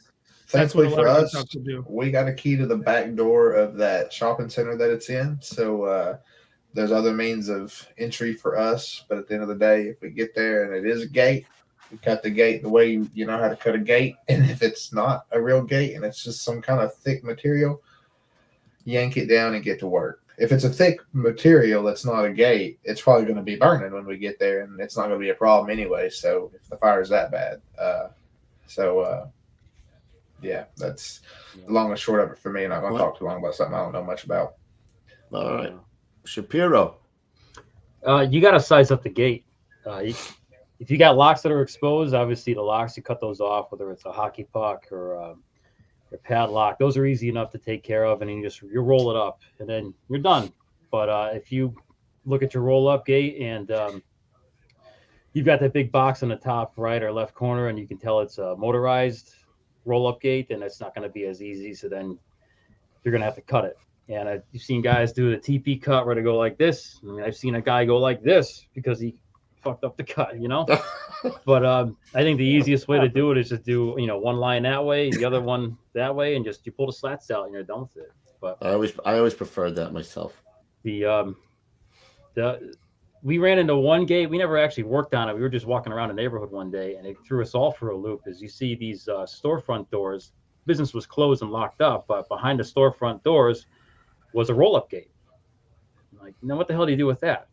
You got to force entry through the storefront doors, and you got a roll-up gate, and you can't just make your cut and pull the slats out. You basically have to cut your entire door out. So that could Door in the door. Yeah, but beyond that, I mean, either you're cutting locks or you're just going to cut the gate, and that's that. Jose, do you have Pretty any of them down straightforward. there? No, I Yeah. mean, I think Ash hit it. I mean, it's pretty straightforward. You're either going to cut the lock or, well, let me back up. Just like forcible entry, try before you pry. Maybe we have, in my first two, I cover a mall, and their alarm panel, like this huge freaking alarm panel, is behind a roll-up gate, and it's always open. I don't even tell the security guards anymore. I just go up there, and I'm like, just open the gate up, and I just go right into the alarm panel. So try before you pry, cut the locks, make your cuts. The TP cut is like the standard, but like Ash was saying, just make those two cuts, pull slats out, either side or whatever, and that's it. I mean, there's not a lot to it. Oh, and if you cut the locks, pull the pins too. You stole my thunder. Yup. Sorry. They'll be yanking up on the gate like, hey, get the gate open. Yeah, you gotta yank the pins out. Gonzo? All right, so roll down doors is a dime a dozen. They're everywhere down here for us. So very similar. I teach the cut the straight line down, pull the slats. I just make them aware that sometimes when you remove the bottom weight of that door, that it might violently roll up. So anticipate that. But another thing that we think about, or maybe for us, is just actually two things I wanted to touch back on. One other thing was hurricane shutters are a problem for us. That can be a challenging at certain times of the year because we have some people that like to leave them on a lot of times. So they can be problematic, whether they're screwed in panels or they're actually an accordion door, which they're very easy to get through the accordion ones because you just pop them and the joint just opens up. It's the ones that are screwed into the wall, second floor, stuff like that, that are a little harder to get to and can make working from a ladder or something like that very challenging to vent. But in addition to that is hurricane glass. Hurricane glass is, again, a very different beast to deal with. It can exhaust you really quick. So we have what we call the K9 saw, a very battery-operated tool. Like your head zips right through it, cuts it like butter. And unless you want to go old school with a manual and go with an axe, that kind of thing. But hurricane glass is just something I wanted to add to that. And I did have a couple of videos, and there was a couple of videos, or a video on them cutting the roll down like we do it, and from Miami-Dade, I think. All right. Go ahead, and I'll try to pull that up. Oh wait, But was it in that pile of videos you sent me? Yeah. I couldn't get to all those. Maybe. by I the time we don't rolled. even remember. Yeah, there was Not a big deal. Not a big Yeah. deal. I just want. We've all seen it. Yeah, man. Actually, no, I got one right here. Hold on. Let me pull this up real quick. Yeah, man. And there it is.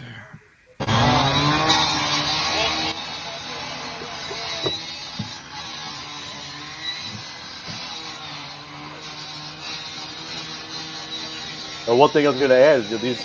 Think about it. This is a typical warehouse roll down after roll down. But if you get an outward swinging door to the side of that, like I said, you pop that door, you go in there and you try to open it. Whoa! Just try to open it with the chain. I didn't Yeah, like try to when his partner came over and put his foot right under the goddamn saw. Did you see that? No, I didn't catch that. Oh, look at his foot right there. It might be illusion. It's a little close. I don't know. Maybe don't stand there, bro. I don't think he was as close as he looks. All right. Did you guys ever see the video we played on the cocktails one where the guy's saw was leaking gasoline and it lit him on fire? Yeah. In L.A. County. Yeah. Mamma mia. Let's see him cut through this. This is cool. Well, Anytime the cut quickie like saw that. comes out. Yeah, you move that middle slat and you're done. You're in. When you can get through it. Amazing what that saw will do. I think we got a chief of training here, man, with all these videos. Good stuff. So chiefly. Yeah, it is chiefly, isn't it, Jose? Extra Yeah. chiefly. Let's see. Let's see if he doesn't have his Halligan with him to pop that. Normally you just bury it in the slat and pull it. Right. Yeah. Nice, dude. Guys, thing. excellent input by Confucius Prime and Mr. Shapiro. Thank you for the insight from Connecticut and down south. Appreciate you guys coming on. See, we listened to you guys in the chat, you fucking blowjobs. You wanted this, and now we got it for you, didn't we? We did it. No one mentioned Dave Toes in the chat is saying no one mentioned no box, KNOW box. The Knox box. The Knox box. Yeah, okay. Oh, the Knox box. Oh, Knox box. There it is. Okay, yeah. I don't know what he means by that, but that's how It's a key holder essentially. It's kind of like a universal box that can put a key in for us to go. Gonzo, I know you're not frozen, bro. Fuck.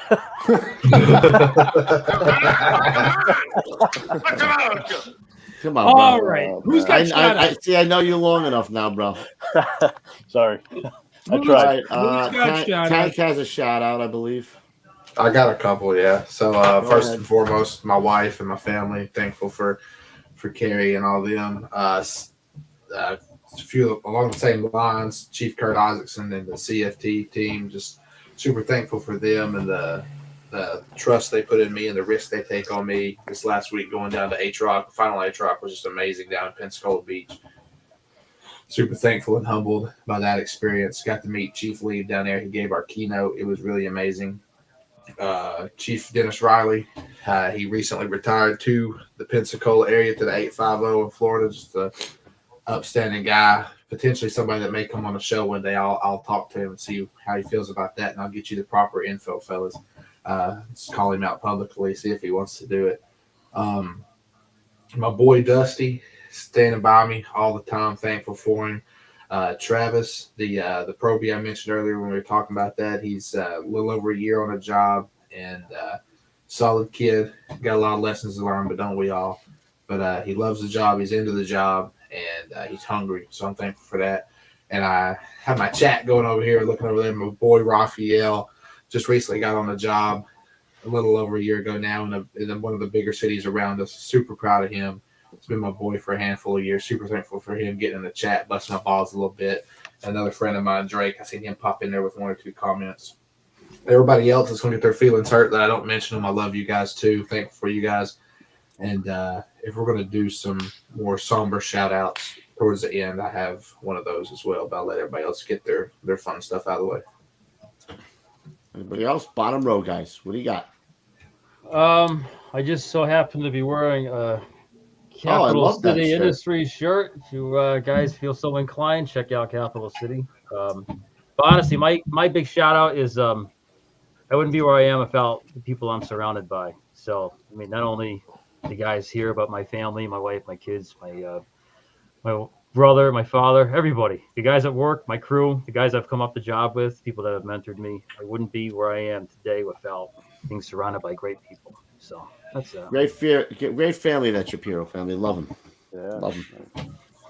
Real Gonzo, quick, what do you got, you dirty real bastard? quick, 1 second. I told my volley family I was coming on tonight. Someone said they'd try to catch in, so hopefully they did. So shout out to them. Love them guys. I mean, they only watch the show when you're on? What is that bullshit, bro? They're just we're coming into a new phase and we're trying. So they're good All right, folks. well, their heart's in the right place, and so we're trying the to new get them steered in phase the is right that you direction. get a hold of them and you make them subscribe. There's the new phase for you. All right, That's you exactly push it. that button. All right, Gonzo. Nice. No, really quick. I thank you guys for having me on and thinking of me. But more importantly, I hope we made an impact to some people out there to create some good conversations. And you see me in the chat or whatever, you want to have some conversations, hit me up. And again, I thank you guys for having me, and I'm thankful for my family, man. They're real big support. That support system that we all have is huge. So I'm thankful from my family. I've been going through a lot lately, as you guys know from the last episode, and it's just it's been tough, but we're good. So the support system's great. All right, Mr. Jose. Well, I guess since everybody's shouting out their family, I'll do the same thing too. I'm thankful for the Polish princess, and I'm thankful for just all the kids that we have together. We're a blended family, 5 kids all together, and I'm thankful for them, and I'm thankful for the old heads that I came up under. That's why I think they set me on the right path. They put me, in the right mind frame of how we talk about making the young guys today love the job. They made me love the job back 20 plus years ago. So, and there were some hard MFers. Yeah. No PC, save space back then. It was just shut up, hold on, and just fucking enjoy the ride. Or boot in your ass. Yeah. Yeah. All right. I'm thankful for the new family that we've created here. I love these guys so much. I actually let them come up and stay in my house. How do you like that? That's how much I care about these guys. It was a little hot in the Filipino room, but it wasn't bad. And they'll be up again. Doors always open. I'm thankful for producer Pete, my buddy. I met in the gym. Yes. He made this thing happen. My pal Lou is out there shooting poor Bambi. He's missed. We'll have him back soon.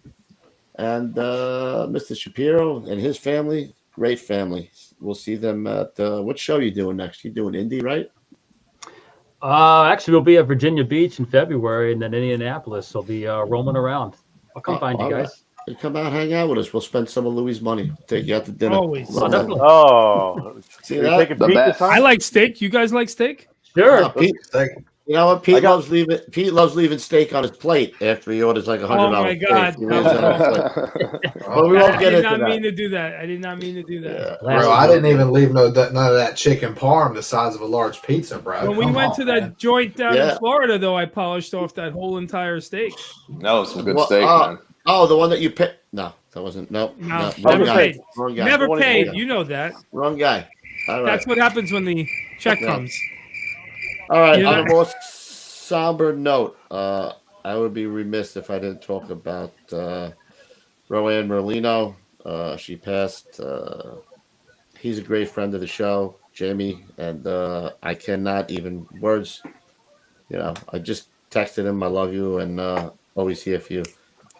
We send our prayers and thoughts to Jamie and his family and Big Bill, and we're thinking about you guys. I also got a letter from Senior Dude Hank Molay.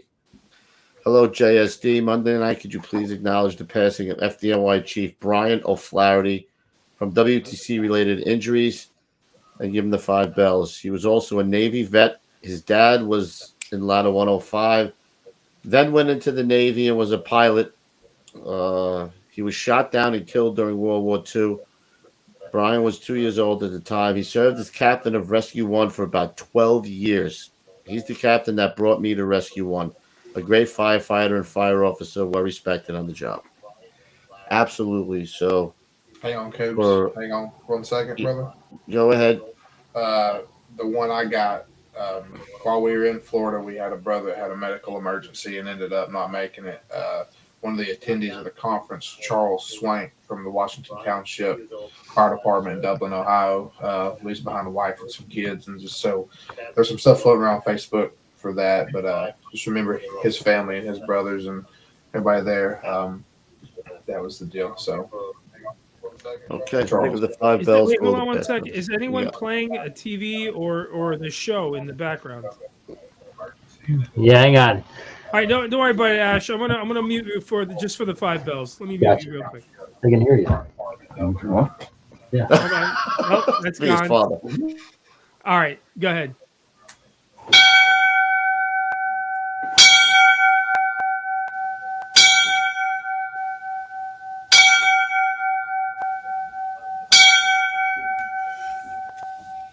Rest in peace, brothers and sisters.